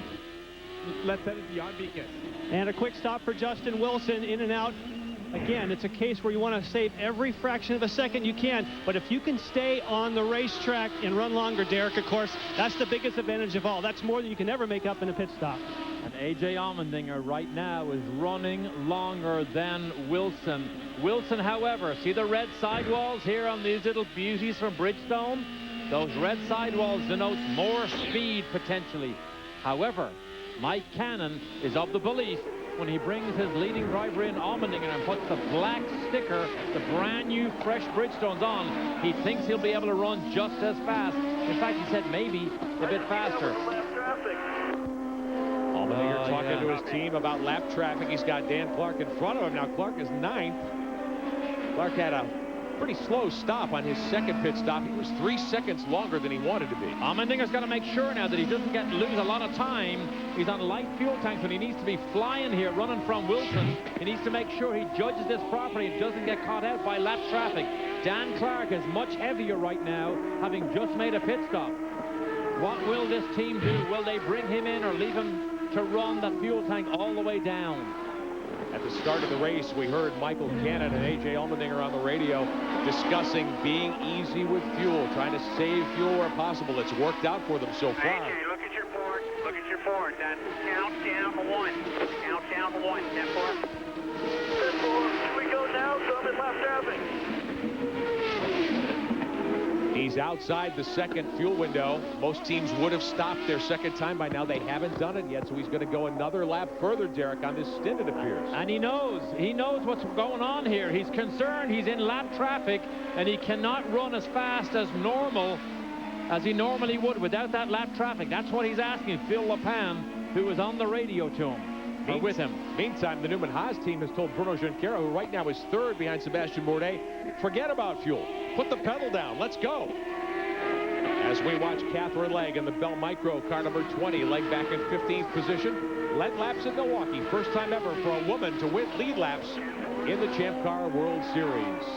On pit road, Paul Tracy, Cameron. Well, they had a problem getting fuel out of the car. It looks like they had a little bit of a mix-up there. They were going to short fuel the car and try to send him on his way quickly to go with a different type of strategy, says Neil Mickelwright. But you saw that when they were trying to get the receiver in there, he couldn't get it out quickly, and a little bit of a hiccup. And you can see A.J. Allmendinger is in right now. He's going to be going to the black. He's already run both sets of reds. They said the car is perfect. We'll see how Okay, now we have to see, where is Justin Wilson? Where will Wilson be when Allmendinger peels out of the pits here? Where's Wilson? Where's Wilson? Is that him on the right? Yeah, Allmendinger look at the pit road. By a whisker, Allmendinger holds the lead. Oh, we got a fight on our hands here, boys. Here comes Bruno Junqueira. Bourdais has actually taken the lead now, but he has yet to stop. Look at Allmendinger, makes a move to the inside of the racetrack. Wilson is on warm tires, hot tires. Bourdais showing the leader, Allmendinger running in second, Junqueira and Wilson. And you're watching with Wilson as he tries to get around Junqueira now. Man, 63 laps in, and a blanket will cover the top 3 here. This is a fight now to the finish. And Derek, we haven't had a caution lap yet. We've been all green all the way. There was only 1 yellow here a year ago.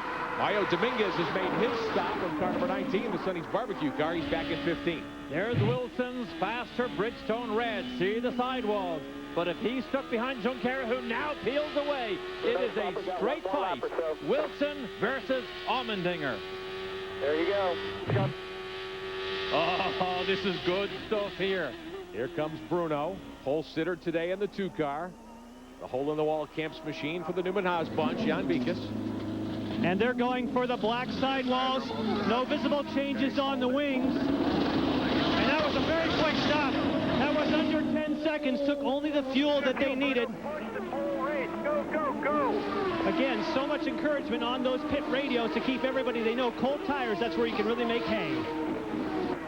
Now he will have to make one more stop. Here comes D'Amata trying to get around Bruno. And that is for position. Yes, it is. Yes, it is. Again, how brave will D'Amata be? Bruno moves to the inside, closes the door on him. Bruno in the red and white car. D'Amata, the former series champion, the yellow and white Rousport 10. D'Amata does not need to make an unwarranted brave move here and maybe damage these 2 cars. Bourdais has the lead. He loves to get by the lap traffic that he believes is holding him up right now. That's one of the MyJack Conquest cars up there. The difficulty here is there's double apex corners, and unless a driver literally gets out of the power and moves way offline, as we saw Pastorelli do earlier on. It's hard to just move out of the way here. And watch Bourdais' fist. Just watch this down this front straight. He's waving his fist at the starter stand, trying to tell the flagman, get the blue flag, get these guys out of my way, and he's still not out of Bourdais' way, who is leading right now. J.D. Wilbur in the flag stand, as always, for the Champ Car World Series. That blue flag with the orange stripe, and here comes Bourdais, series champion, going for 5 straight wins. Clear into your box, Seb. Norm's waving you in. It's going to be fast, guys. Nice, solid stop here. Hit your mark, Sebastian. Okay, you hear Kenny Seawick.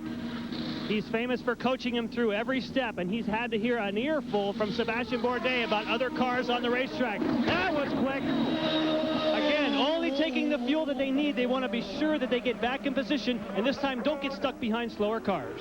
39 laps to go. Kyle Stopczyk and the boys for the McDonald's team sending their driver Bourdais 4 times a winner this year. Meanwhile, Allmendinger and Wilson just flew by. It is a straight fight at the front between Allmendinger and Wilson. Allmendinger has the Bridgestone blacks. Wilson has the faster reds. Oh, we're going to see how that plays out here, boys. 66 laps gone. Which means we are 39 laps from the checkers today here at Portland International Raceway. And Sebastian Bourdais, 2 times the defending Champ Car World Series champion. The points leader this year after winning the first 4 races of the season. Sits third after gridding third. He has led laps just moments ago. This is the battle for the lead. Allmendinger in the 7th. The Forsyth Index car, the CDW 9 of Justin Wilson out of England. The 2 former teammates, toe-to-toe again.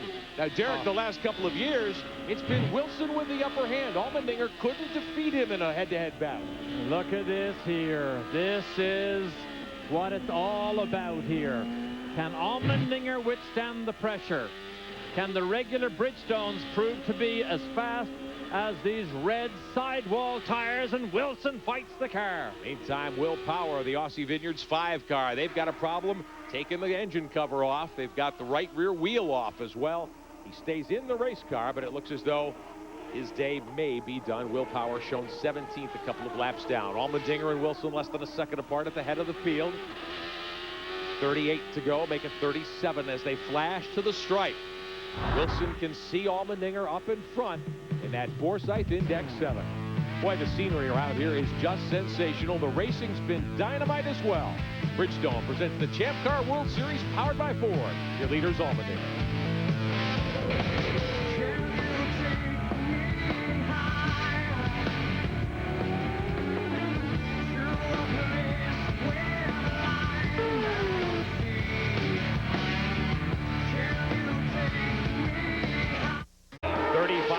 To go at Portland, the Champ Car World Series Grand Prix at Portland. Riding with the second place car of Justin Wilson. There's your leader, Allmendinger. The gap, Derek, about 6 or 7 car lengths. And Justin Wilson was closer a lap earlier, and he took a big lunge down the inside of A.J. Allmendinger, who got caught in traffic. Have a look at it right here. This is down the front straight. Allmendinger caught in traffic a little bit. Watch Wilson. Watch the wheels. Oh, locks it up. Locks it up. That gives you an indication of just how hard Justin Wilson is trying to make the pass on A.J. Allmendinger. Now, he's been on the radio with his team. One more look from the onboard. He thinks he may have flat spotted a tire here. Watch this. Dragging that right front, Derek. He might have. He may well have flat spotted that. He's on those Bridgestone Reds, the alternates, and we know they're softer. Leaders on the front straightaway, lap 72, 33 to go. One more stop upcoming. All green so far today at Portland. Allmendinger at the end of the front stretch, nearly 168 miles an hour. This is what it's all about here. This is what racing is all about. Man and machine, straight fight, going as hard as they can. Allmendinger at age 24 has yet to win in these cars, Derek. What's he feeling? What's the pressure like on him right now? Have another little peep here at the flat spot. We're going to slow the video down and stop it, and I'll show you what a flat spot is. Wilson in the red car, we're on board, flats, hits it. Now roll the video a little bit more to the second stop. He rolled the tires. Now when he stops it right Rolled a little bit more. You see the blue? No, stop it right there. Stop it right there. See that? That's what we call a flat spot. Flat spot is when the tire is round and then you flatten it because you scrub it against the ground. Will Wilson pay for that little brake lockup as this race runs on? You'd think he'd have to, Derek. That would take the wheel out of balance, perhaps. He is back off the pace a bit. He's given up a 1.5 seconds in the last lap. He was right behind Allmendinger for 6 or 7 laps. Look, 2.5 seconds back now. Oh, AJ will look in his mirrors and see the red car get further and further away. 2 laps earlier, he could say Wilson's eyeballs out on stalks as he was trying to attack Allmendinger. Jan? With Carl Russo. And Carl, we heard on the radio a concern about a flat spot. Is that a concern for you and the team? Well, I think it's a little bit of a concern. As you saw, Justin was chasing down AJ and they came up on a lap car. I think the lap car slowed a little bit more than Justin anticipated. AJ slowed down and then Justin really had to get on it. We'll see how bad of a flat spot it is. If it's really bad, he'll just jiggle his eyeballs around a little bit. If it's not so bad, he'll drive through it. Now, if it were bad, would you take an earlier part of the next pick window to get a new tire on sooner? Well, the engineers will make that judgment based upon lap times, and they'll look and see what they think they're losing versus what they'll gain, and they'll make that call. To your point, if he's losing a lot, they're going to make an early stop. Your personal thoughts on seeing AJ and Justin race each other out there so close, but not in both of your cars? I think it's a Rouge Sport 1-2 so far, so I'm doing okay. No, I think, again, I told you, I think AJ's a great driver. I think Justin's a great driver. I think it's poetic justice that we're seeing this fight. It's a heck of a race right now, and everywhere in the field. Thank you. Thanks, John. Justin Wilson second in the CDW9 car. Problems a moment ago as he was trying to take the lead away from AJ Allmendinger heading into turn 1. So what happens? The driver, the weight on the right side of the car is a little bit less. That's why the wheel locks in the first place. Now it's grinding the rubber off the road, grinding the tire. Left one is rotating, right one isn't. Grinding the rubber away, grind away, grind away. Eventually it's flat. There it is right there. Look at that baby right there. And when that gets flat, that's what Carl Russo was referring to also when he said about the flat spot. And just so as you, again, the flat spot, the tire is fully around. Then you have a flat spot where you wear it away. That causes the vibration and the eyeballs to rattle. He is slowing down. Cameron Steele. Well, I was talking to Michael Cannon about the fuel delivery, and they said, we short-fueled a bit, but we think that Justin Wilson short-fueled even more. And, quote, he said, we're going to run him like a dog until he has to come in. Love it, love it, love it. You've got to answer pressure with pressure in this game, Derek Daly. I love what I'm seeing right now. And Cameron, when Mike Cannon told you earlier on that we think the track's going to have enough grip for the Bridgestone regular blacks to be able to run as fast as Wilson on the reds, I think that was an engineer who knew what he was talking about, certainly from what we see right here. Well, the third and final pit stop window has just opened. We are 30 laps from home here today, so you could make your final stop now. A little further back in the field, Oriol Serbia 9th, Andrew Ranger 10th. Alex Tagliani in 11th, but not in the frame at the moment. As we watch Serbia in that 6th car. Remember, he wrecked 2 cars earlier this weekend. He's using Catherine Legg's backup at the moment. And there's the MyJack Conquest driver, the 27 young Andrew Ranger, holding on to 10th. Allmendinger just pulled 7/10 of a second over Wilson on that last lap again, except he got himself into traffic. Part of that traffic is Oriol Serbia right here in the Gulfstream car. That top 5 on the Milwaukee Mile 2 weeks ago. Best run of the season so far for the driver who won at Montreal for the Newman Haas team 1 year ago. His first career victory in Champ Car, native of Catalunya, Spain. And they changed everything on the setup prior to this race because Oriol was struggling. That's where he had the 2 crashes right there. We showed them earlier. The highest speed corner on the racetrack. Allmendinger trying to put these guys a lap down. Allmendinger's right behind Ranger now. Well, the problem is Ranger and Serbia are in a battle for position, so they do not want to pull over and make it easy for Allmendinger to get by and potentially lose touch with each other. This could be tricky for Allmendinger. AJ Allmendinger, Derek, and you started to talk about it earlier in the telecast. Let's go back, if we can, a year ago, several times, especially at Edmonton, where we'll be on CBS in a few weeks. Seemed to have the race in the bag for the Rouge Sport team. And as you put it, threw it away. Had brain fade at critical times. So far today, he has been impeccable. if he can be mistake-free, so seldom does a racing driver get the package that is this good underneath you, the type of package we see Allmendinger have today. That's an awful speech up, but he's got to make his way past these guys. Andrew Ranger there in the MyJack 27, the MyJack Conquest car we showed you at age 19. Very well placed in the championship, although they have struggled here. Oh, look! Wilson for tires. He's coming in now. Oh, decisive moment. Justin Wilson. Very shortly after tires. Once again, we'll need mammoth outlaps. Yeah. He can't. Heading toward his pit stall. They'll put on the blacks. Jan Beekes. And he slid just a little bit past the marks. That shouldn't slow it too much, but every fraction of a second makes a difference. So we know the answer about the flat spot. Just by virtue of the fact he decided to pit early, that's the answer about how bad that flat spot is. 27 laps to go. 7th place Paul Tracy will also pit his Forsyth Index 3 car right now. Wilson fine on fuel to get home, Derek, but that stop early.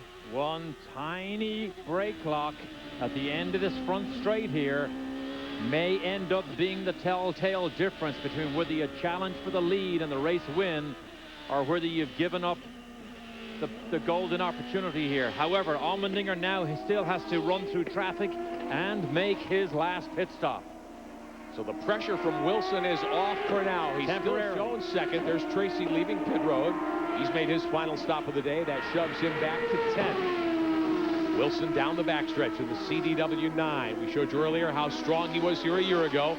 Led from the pole through more than 50 laps of racing, only to have the engine let go, and Wilson did not get to the checkers. The culprit. There it is. There is the flat spot. That causes the vibration through the steering. It'll go through the chassis. It'll shake the driver's eyeballs, depending on how bad it is. But that's the reason right there why Justin Wilson was forced to make a different pit strategy decision. Now, can he still run down Allmendinger? Well, this is vaulted Sebastian Bourdais into second spot, 15 seconds behind the race leader Allmendinger. But Bourdais hasn't shown much speed today, Derek. A caution would help him tremendously, of course. More problems for Allmendinger that could crop up as we are 25 laps from home here at the Champ Car Grand Prix of Portland. 5th race of 2006. Next week on CBS, we'll be with you on Sunday afternoon. The Champ Car Grand Prix of Cleveland. Hope you can be with us from Burke Lakefront Airport, one of the best venues in the sport. Wide, fast, and wild on the shores of Lake Erie. Well, here is Bruno. It's 4th place to Junqueira in that 2 car. A mistimed yellow now will be a disaster for Allmendinger. Absolutely. Wilson would be laughing all the way to the bank. Bourdais, too, would stand to benefit greatly if such a thing were to happen. But we have been caution-free. A year ago, only 1 yellow flag, and it was for Wilson when the engine broke in the 9 car. For 3rd spot, the gap very tight, couple of car lengths. There is your pole sitter, Junqueira, who is in 4th in front of Cristiano D'Amata, who took over the Rue Sport 10 with the departure of Allmendinger following Milwaukee. Carl Russo and the Rue Sport management group quick to pounce and name the former Champ Car champion as the new driver of the 10 car. And it's tough. They didn't get to test together. They came here this weekend. They don't even have a proper seat for D'Amata as we watch the 9. Serbia on pit road from 10th position. The Gulfstream Lola, the PKV car. And the reason that he pitted is he also had a right front flat spot, very similar to what we saw for Justin Wilson on the red sidewall. So Justin Wilson, not the only one with that problem.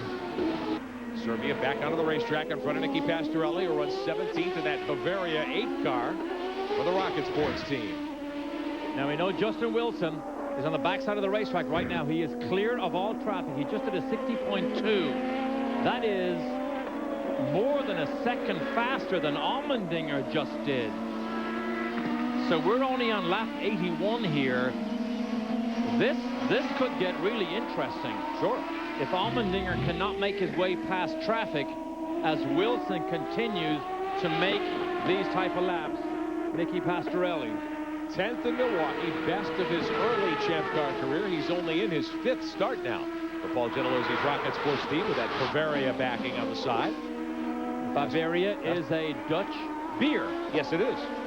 Pastorelli qualified 11th. A good qualifying run for him, but they've struggled during the race. Wilson trying to get by him here on the main straightaway. Wilson third, 31 seconds behind the leader Allmendinger now. There is Serbia. He has gotten by Pastorelli. Now Wilson elbows his way by the lap car, but Bruno Junqueira being held up back there. Bruno can't get by Pastorelli. So, here's the situation. 23 laps from the checkers at Portland. A.J. Allmendinger has led virtually all the way. The champion Bourdais trails. We'll be back. Watch your speed. Your box is wide open. Right in under Jay's hand. Okay. Welcome back to Portland. The leader is on pit road. A.J. Allmendinger with 21 laps to go.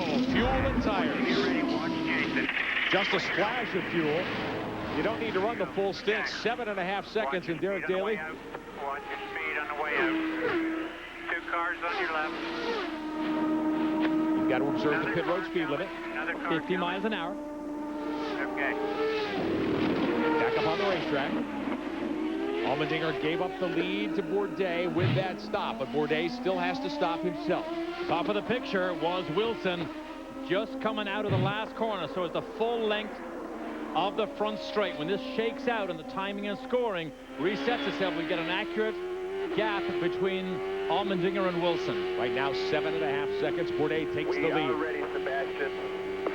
Getting ready to pit Bourdais. Now, your chance to enter the Champ Car Live Fast Sweepstakes presented by Bridgestone is yours. Win a trip to Cleveland, a set of Bridgestone Potenzas or Auto Week. One grand prize winner gets that new Ford Mustang GT and will join us in Mexico City. Code word this week, Nelson. The official rules and to enter champcar.ws, the Champ Car Live Fast Sweepstakes presented by Bridgestone. Bourdais making his final stop, Jan Beekes. Kenny Seawick walks him through the sequence again. Look at the front wing. They are expected to add some front wing to Sebastian, but only a half a turn. One turn adds 13 pounds. Oh, that was only one side. So if one turn is 13 pounds on both sides, that was a half. That was a very minute adjustment for Sebastian Bourdais. Allmendinger cycles back into the lead with 18 laps to go. We're talking 7 seconds. Allmendinger has a 7-second lead. They are both on the black Bridgestone tires. They are on an even footing here. Cristiano D'Amato, Wilson's teammate. Shortstop. Running 6th. Here comes Nelson Philippe behind him. D'Amato down and away from 6th position, the defending race winner here. He will not back that up with a 2nd consecutive win, this time for Rousport. A.J. Allmendinger with 19 laps to go continues to lead. D'Amato accelerating off the festival curves to the backside of the racetrack. Now Derek Daly, Allmendinger with a 7-second advantage over Justin Wilson. Everyone has made their stops.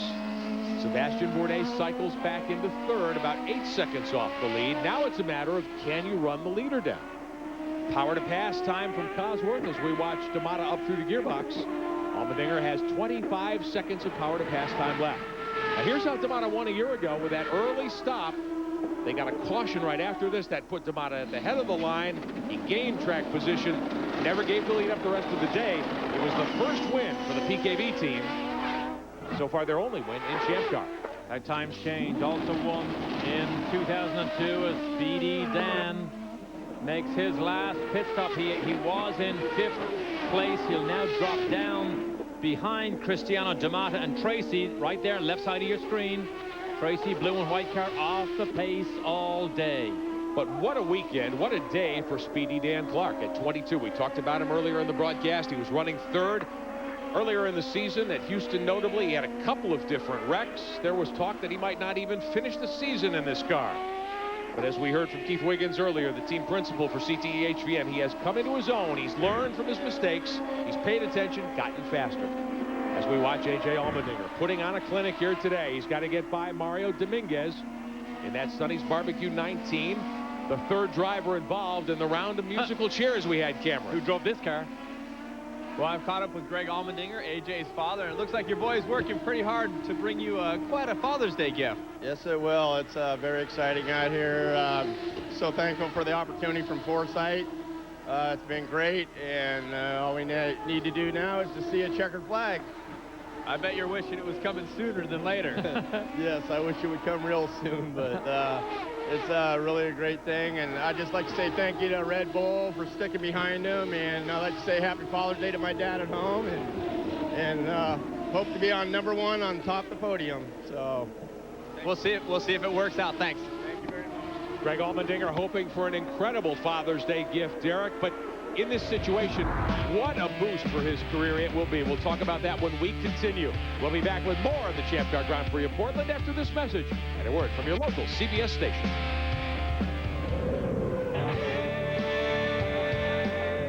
Just wanna hear everybody sing at the top of your lungs till the windows break.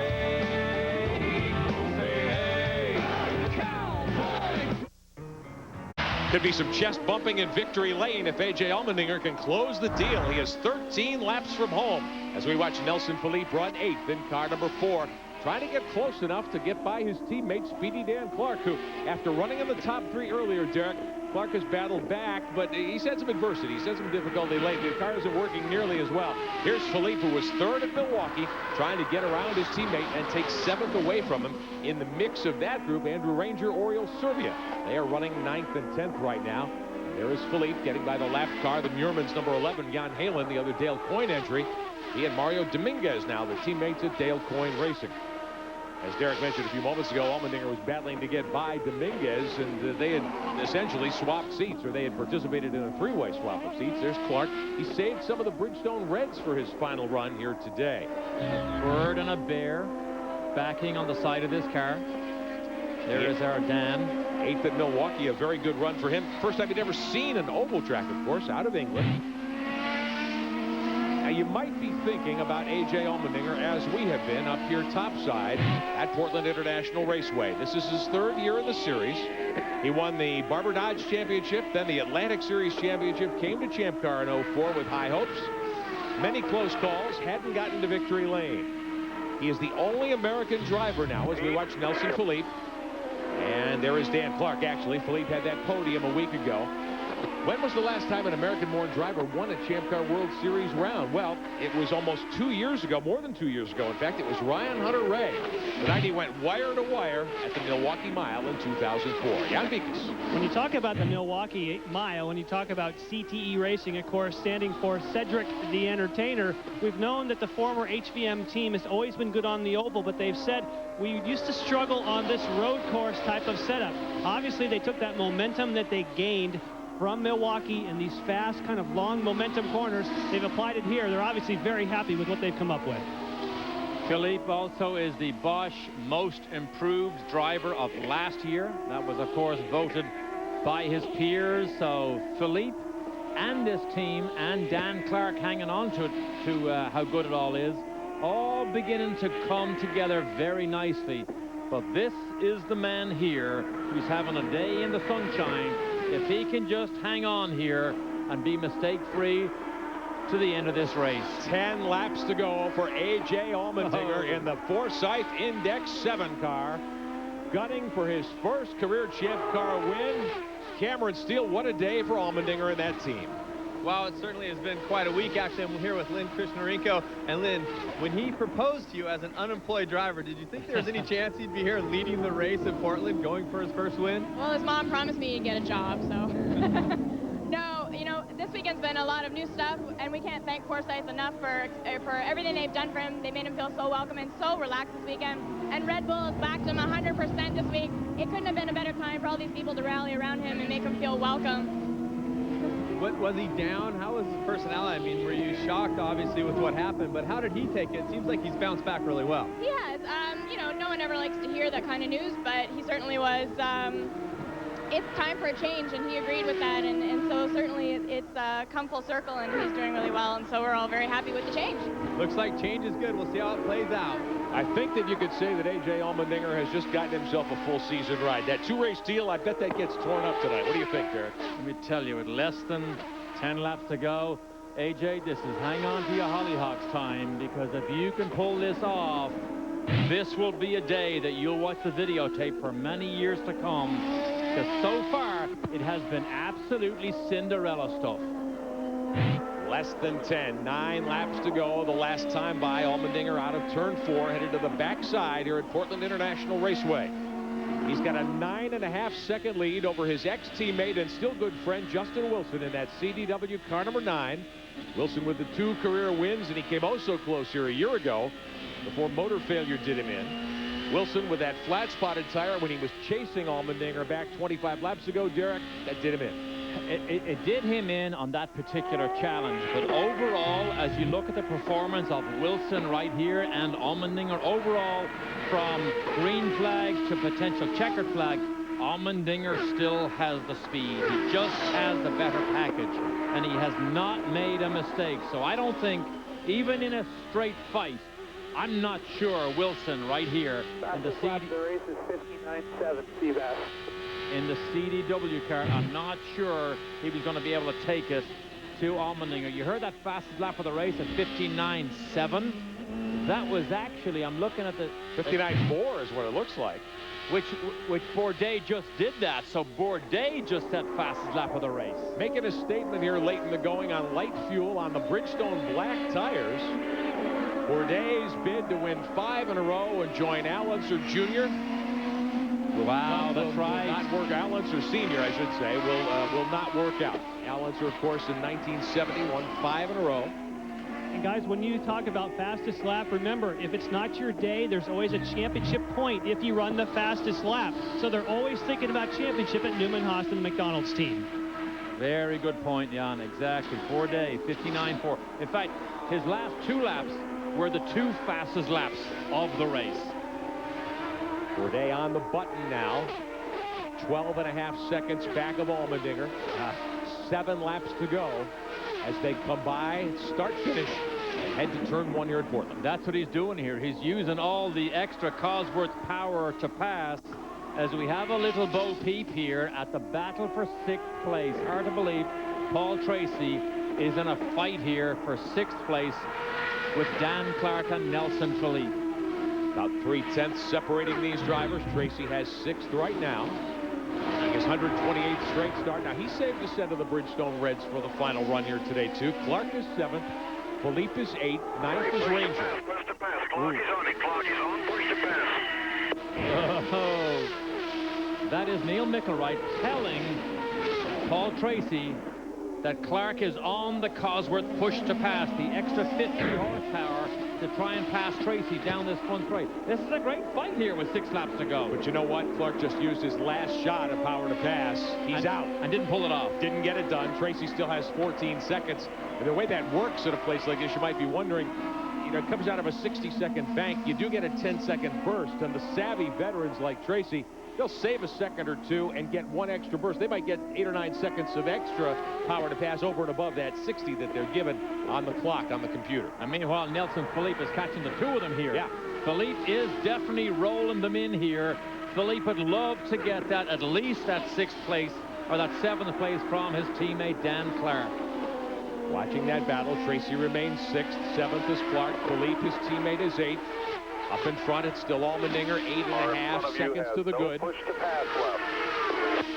Telling Nelson Philippe that he's got the opportunity to get around his teammate now because Clark has used all of his power to pass time. And here comes the John Halen machine. And there is Allmendinger. The battle for 2nd, though, starting to be joined. Bourdais about a 1.5 behind Wilson. There's Wilson in the CDW 9. He runs 2nd. The McDonald's 1 of the champion Bourdais is 3rd. 5 laps to go at Portland. 5 to go for the leader. Oh, the only problem Bourdais might have is when we went on board at the end of the long back straight, Bourdais gets on the rev limiter.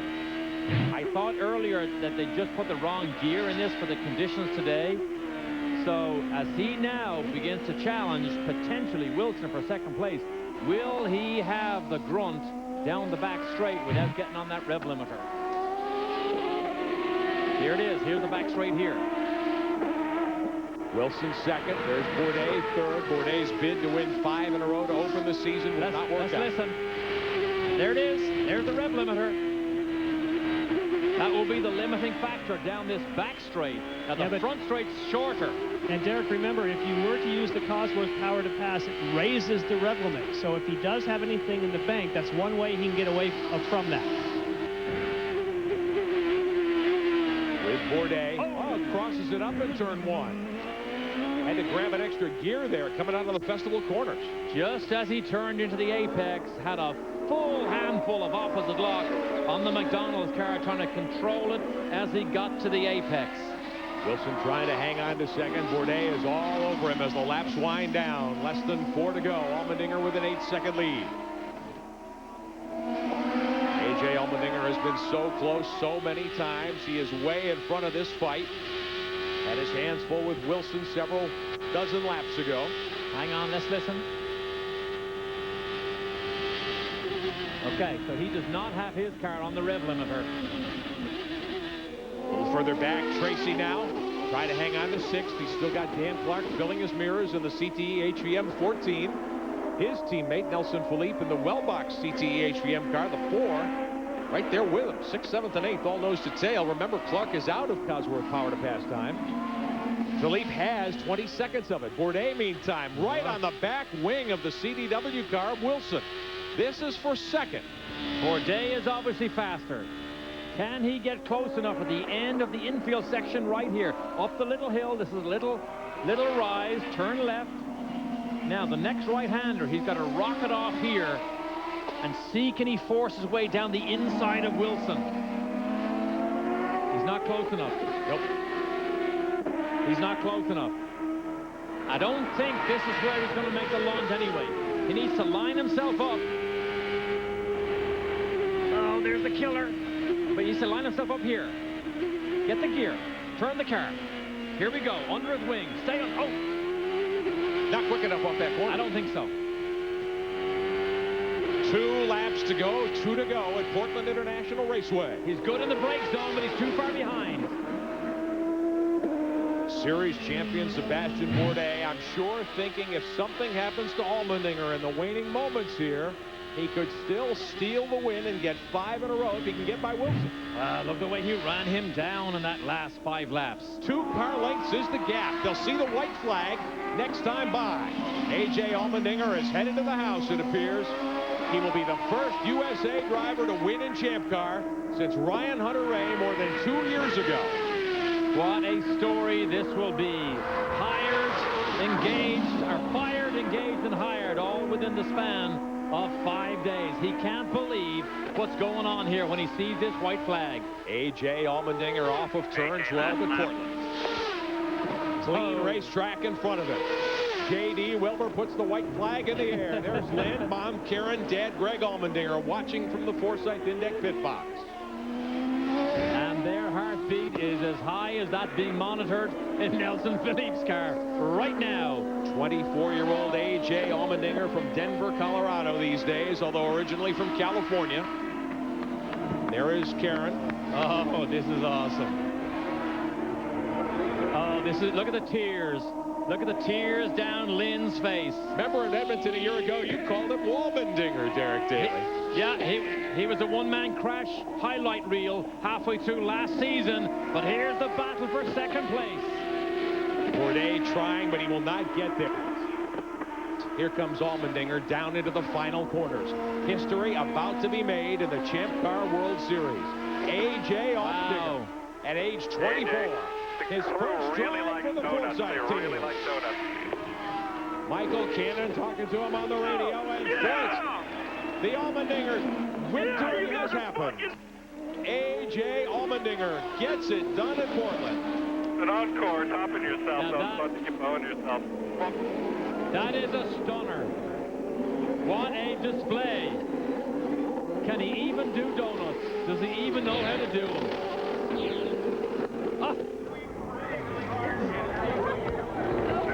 The family celebrating on Father's Day here at Portland International Raceway. For a guy who's never got to do donuts before, he's doing a fairly good job. I think he's been practicing. What do you think? And he's on the rev limiter. He is going to blow that thing sky high. There is a very proud dad. Greg Allmendinger has supported his son, A.J., who's named after the great A.J. Foyt. Cameron? Well, I'm here with Greg Allmendinger right now. What a Father's Day, and the naming of AJ even, I mean, a story here. Awesome day. Thank you very much, man. This is a dream come true. I knew he had it in him. I just lost for words right now. I just want to say thank you to Foresight, Red Bull, and everybody that's helped out. Well, happy day for Greg Allmendinger, but we saw tears of joy there. What a great moment for you guys, Lynn. Oh, this is a great moment, really, for his parents. They've been waiting for this a lot longer, and I'm just so happy for him. And the pressure he's had this weekend has been, amazingly high. And the way he just coped with everything, I think, just shows his true maturity level and how much he's grown. Definitely some mental strength coming from AJ Allmendinger today with his first ever win. Unbelievable here at Portland. Allmendinger getting let go by the Roost Sport team 2 weeks ago. And Derek, I think it's a matter of chemistry and opportunity. Obviously with a point to prove, Allmendinger fastest on Friday, gets the job done today. We'll be back to talk to the winner when we continue. All I'm saying is you can tell a lot about something. Welcome back to Portland on CBS. Your winner is AJ Allmendinger. Jan Dinkus. Well, and if you can see it through all the confetti, we have one excited AJ Allmendinger with tears of joy streaming down your face. AJ, you could not write a movie script any better than this one. Your thoughts? I just can't believe it. I got to thank Forsyth and all the opportunity that they gave me this weekend. This team, this crew, they're absolutely amazing, and they just did everything that they could for me this weekend, and they're awesome. And Red Bull for sticking with me, Puma, my parents, my fiance, and I know there's been a lot of talk, but I just want to thank Carl for everything he did for me over the last 3 years. I wish I could have got the first one for him, but you know what? Thank you to Forsyth for giving me this opportunity. You mentioned Carl Russo, and right behind you was one of his cars, Justin Wilson, still your good friend. Were you aware how close he was at one point on the approach to the festival curves? Oh yeah, that unfortunately Justin doesn't ever give up. I wish he would sometimes, but the guy's absolutely amazing. I've said it since day one when I was his teammate, and I'll say it until the day I retire. He's amazing, but I knew if I could just hold him off and get through the lap traffic, my car was better. So I was just trying to pace myself and get through the traffic. Thanks, man. And as we speak, here is Justin Wilson coming in. They're still best of friends. Justin, it's okay. We can talk as well. We were just saying that you were so close coming into the festival curves. You think you had a shot at him? Well, we were in traffic, and I looked at it and decided against and locked up and, just wiped out my front tire. So, AJ was on his game all weekend this week, and, I think the fresh start is really what was needed, and, I'm really pleased for him. From your standpoint, how tough is it to lose? I mean, today is just, as you can see behind, he's getting the hugs, the congratulations from his father on Father's Day. But for you and AJ are so close, and yet all of a sudden this huge shakeup, and now you're racing again together, but for different teams. Yeah, that's exactly what I said. It's a fresh start for AJ, and he's obviously very happy now, and it's a great moment for him. So I'm really pleased, and we're still good friends away from the track, but we want to beat each other on, and it's always been the same. Thank you, Justin. And for Champ Car, you can see how close the community is. AJ Allmendinger walking across the car, getting the congratulations. There's Neil Mickelwright. There's the rest of the crew. His first win, and can you believe, Derek, you just said that it was Cinderella-like. Just couldn't write it any better than that. Hollywood would love that story, no question about it. AJ Allmendinger, your first career win here at Portland. Wild day, but it wasn't anything. Other things happened here. Other great racing took place here at Portland this weekend. A Mazda Power Play. Let's have a look back at some of the action. The Champ Car Atlantic Series. Graham Rahal on the pole, but he got turned around in the turn 1, 2, and 3 complex by Simon Pagenaud. One more look at it. This is Pagenaud from his onboard into the back end of Rahal's car. Pagenaud's car damaged. Dad Bobby, former Champ Car champion, consoling his son who won the previous race at Monterrey, Mexico. Leo Maya, James Davidson got together. Davidson had damage to his front end, didn't realize it. It put him into the wall. He shook his fist at Maya. They'll get back together later. Now the 6 car would get going and get around the 30. Quite a battle here. as they fought it out toward the end. There was a lot of action in the Champ Car Atlantic Championship. The victory went to James Hinchcliffe in the Amexis Forsythe car, so a 2-race victory weekend for the Forsythe team. All right, so one of the main events here in Portland is the big Texas Hold'em tournament. And, you know, the good card player that I am, I thought I'd join in. But I never thought I'd be sitting here with Alex Tagliani. Burn card. For the final. Here we go. 9 on 4th Street. I'm going for a royal flush. I'm going all in with this card. All in. Oh, you think so? You know what? I'm going to call you, Mr. Tag. And the river card. 10 of spades. Yes.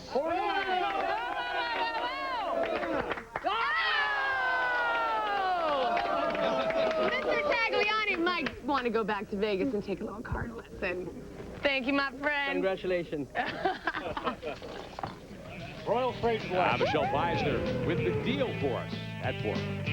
A.J. Allmendinger, the celebration continues. His first career Champ Car World Series win here at Portland International Raceway. His 32nd career start, his first for the Forsythe team. He beats his former teammate Wilson. The champion Bourdais runs third. Alex Tagliani, Zwolsman, Catherine Lake, Mario Dominguez, who moved to the 19 car. Jan Halen, Kazimets, Pastorelli will power the 18th finisher here today. Cameron Steele. Well, I've caught up with Sebastian Bourdais and not able to do the 5 in a row, but still a podium today, but you look disappointed. What happened? Oh, I think I look frustrated. When we start third on the grid and before cross the start-finish line, you're 7th. I think I can't even imagine how this thing has been thrown green. I mean, the first one wasn't very clean, but if they threw the green flag on the second one, when the first one for me was so much better. So from there on, you know, it's one of the toughest places to pass on the season. So we just had a great McDonald's car today, and it's frustrating to bring it, you know, no better than third. Speaking of passes, talk about when you almost got him. Well, you know, I think it's you can get very close, but the problem is after a few laps on the tires, the Bridgestone tires, as good as they are, you know, they just really get hurt here, and it was really difficult. Justin was in trouble, but it wasn't enough for me to pass him. I just tried to put the pressure on him. A third-place finish for Sebastian Bourdais. Let's go to Jan. And, of course, it's been a tough day for Newman Haas. And, Bruno, I know you were so excited with the pole position when you got back here with your team. A lot of animated discussion about the start. What was your view of the start? I mean, my view is I did the first start perfect. I don't know why they waved the yellow. And then the second one, I wait a little bit more to go full throttle. And before I went full throttle, when I was controlling the speed, they threw the green. They catch me off guard, and they threw the green much, much earlier. So by turn 1, I was 5th. So all the work that I did on qualify, a mistake of the race directors made me go to 5th. Unfortunately, you cannot penalize them, and they did a yellow flag and restart again. So I had a car to win today. I have to thank my Newman Haas team, but unfortunately finished 4th. You know, it's good that at least I finished a first race of the year, but it's too hard to be penalized twice already this year, and it's unacceptable. Now, after your accident, you've been doing so much training, and this is the first real opportunity on a very physical track to do a race distance. How are you feeling? No, I feel 100%. I didn't get tired at all. I just mad, you know, because I cannot believe what's happened at the start. There's no excuse for what they did, the mistake they did. They had time to redo the start or whatever. I cannot explain. Okay, we wish you better in Cleveland. Thank you. Thank you. The thoughts of Bruno Junqueira, the pole sitter today, has to settle for 4th, unhappy with the way the second start attempt was handled. Championship with 5 of 15 scheduled races complete. Bourdais remains on top, 30 points to the good over Wilson. A.J. Allmendinger takes control of 3rd in the standings with his first career victory here today, 60 back in front of Ranger. Oriol Servia is 11th in front of Dan Clark and Catherine Legge, Will Power, Halen, Charles Wolzman, and Nicky Pastorelli. We've got more to come for you here on CBS Sports next Sunday, 2:30 Eastern. Our coverage of Bridgestone presents the Champ Car World Series continues. We're at Burke Lakefront Airport. Join us for the Grand Prix of Cleveland. Back at Portland International Raceway as Bridgestone presents the Champ Car World Series powered by Ford. Victory Lane ceremonies, the celebration continuing for A.J. Allmendinger. A lot's been happening off the racetrack within Champ Car. Let's get more on that. Back to Jan Beekes. The been a lot of changes in the Champ Car World Series recently, including a new paint scheme on the PKV machine, some barbed wires, some deeper colors. But a lot of the talk has been behind the scenes with the president of Champ Car, Steve Johnson. Merger with the IRL. That's been the talks for so many months. What's the update? Well, the update and the good news is we're still talking. So I say stay tuned. There's good stuff coming down the road. We don't know when or if, but the key is everybody's still talking, and that's a good thing.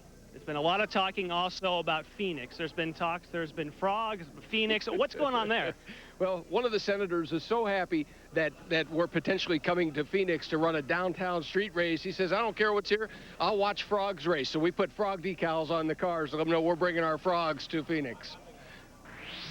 And we certainly look forward to the possibility of going racing in Phoenix, perhaps in 2007. Well, after the 5th race of 2006, our Roush Brown's Rookie of the Year standings, Speedy Dan Clark is out in front. 1 point to the good over Catherine Legg. Will Power all grouped within 4. Zolzman, Halen, Pastorelli, and Denise Kazimets trailing. Let's get the thoughts of the leading rookie in the season standings. Cameron. Well, Speedy Dan leading the rookie points and running as high as 2nd today. Maybe a little disappointed with 6th, but that is your best finish. I think we deserve a smile, maybe. Yeah, 6th was not bad. Top rookie. I really wanted 6th. I came out after our last stop, and PT was ahead, and yeah, there was some cursing going on in the helmet, but I was lucky to catch him by the end, and I think that was a real battle. I don't know how it looked on the camera, but you know, I know he was trying, and I was trying, and to get him on the last lap, you know, like that as well. I think I'll remember that for a while. I think my manager will like that. He's probably on TV now laughing. Definitely laughing a little bit. I want to ask you about the flat tire. What happened, and were you concerned that that was just going to put you all the way to the back? Yeah, definitely. I got a great start into 2nd, and I was quite comfortable there. And we know that AJ was quick all weekend, so we weren't trying to win the race. And you know, our first race is a rookie race, and we knew we'd be miles ahead of the rookies, so we were content with that. But to run that pace was really confidence building. I mean, it was scary at the time because, you know, everyone's on your case, on your tail, but it was good to run that pace. And then, yeah, then we had the flat spot, and that was just the bumps going into turn 1, so annoying. But to come out in 3rd again, and then Bourdais was on my case, and you know, I really earned myself some confidence there just by staying in front of him for the whole stint. And I could see that he didn't have the legs on me either. And then it kind of got hard, and the seatbelt started pinching my leg, and my leg went numb, which is really hard when it's your throttle pedal as well. But no, I'm happy, and happy for it because it's Father's Day as well, so happy Father's Day, Dad. There you go. Let's send it back up to the booth. Dan Clark finished 6th today. A.J. Allmendinger swagging the victor's champagne for the first time in his Champ Car career, Derek Daly. What a scene down below us, our vantage point. And A.J., you know, all that he's been through in the last week and a half. Give the champagne bottle to his dad. It was a very emotional day, and I have to believe that A.J. Allmendinger, this young, gifted American, grew up today. I believe he is now at a new and a higher level. Jan Beekes. Well, you talk about a higher level. You talk about Cristiano D'Amata, a P5 today, a 5th place. Got to be reasonably happy with that. I'm reasonably happy. His first weekend with the team. Of course, looking what AJ did with his first weekend with the team, we may look as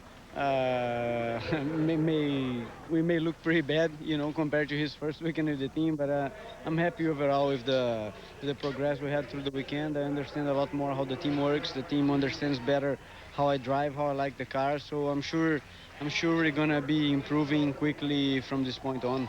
Now tell me about the start. You have a little different view than what Bruno had told me. What's your take on the start?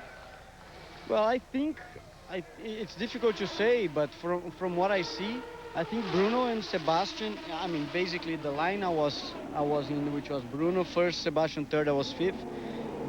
They both started to get going. All of a sudden, they backed off. I don't know for what reason. I don't know what the flagger was doing, because I was just looking at Bruno's car to see how quick he was going to take off. All of a sudden, he backed off. So Sebastian had to back off. I had to back off and almost brake and avoid and like sharply turn to avoid crashing Sebastian's gearbox. And on that, obviously, I lifted, and when you go back on, you have to go on the push to pass again. And actually the left side lane just goes quick. I don't know what happened exactly there. All right, a lot of discussion on the start, but great start for Rousport. Thank you. Okay, thank you. The thoughts of Cristiano Ronaldo, the 2002 Champ Car World Series champion. His debut with Rousport. He gets a top 5 here at Portland International Raceway. A.J. Allmendinger giving Neil Mickelwright the champagne bath. Next week on CBS Sports, Sunday afternoon, 2:30 Eastern, the Champ Car Grand Prix of Cleveland. And then in 2 more weeks, we'll be with you on CBS in Toronto. 2 weeks following that from Edmonton in Alberta, Canada. It's been a joy to watch A.J. Allmendinger score his first career Champ Car victory. For Derek Daly, Jan Beekes, Cameron Steele, and Michelle Beisner, I'm Rick Benjamin. Thanks for joining us on CBS Sports, where A.J. Allmendinger is your champion. Thanks for watching. Bridgestone presents the Champ Car World Series powered by Ford.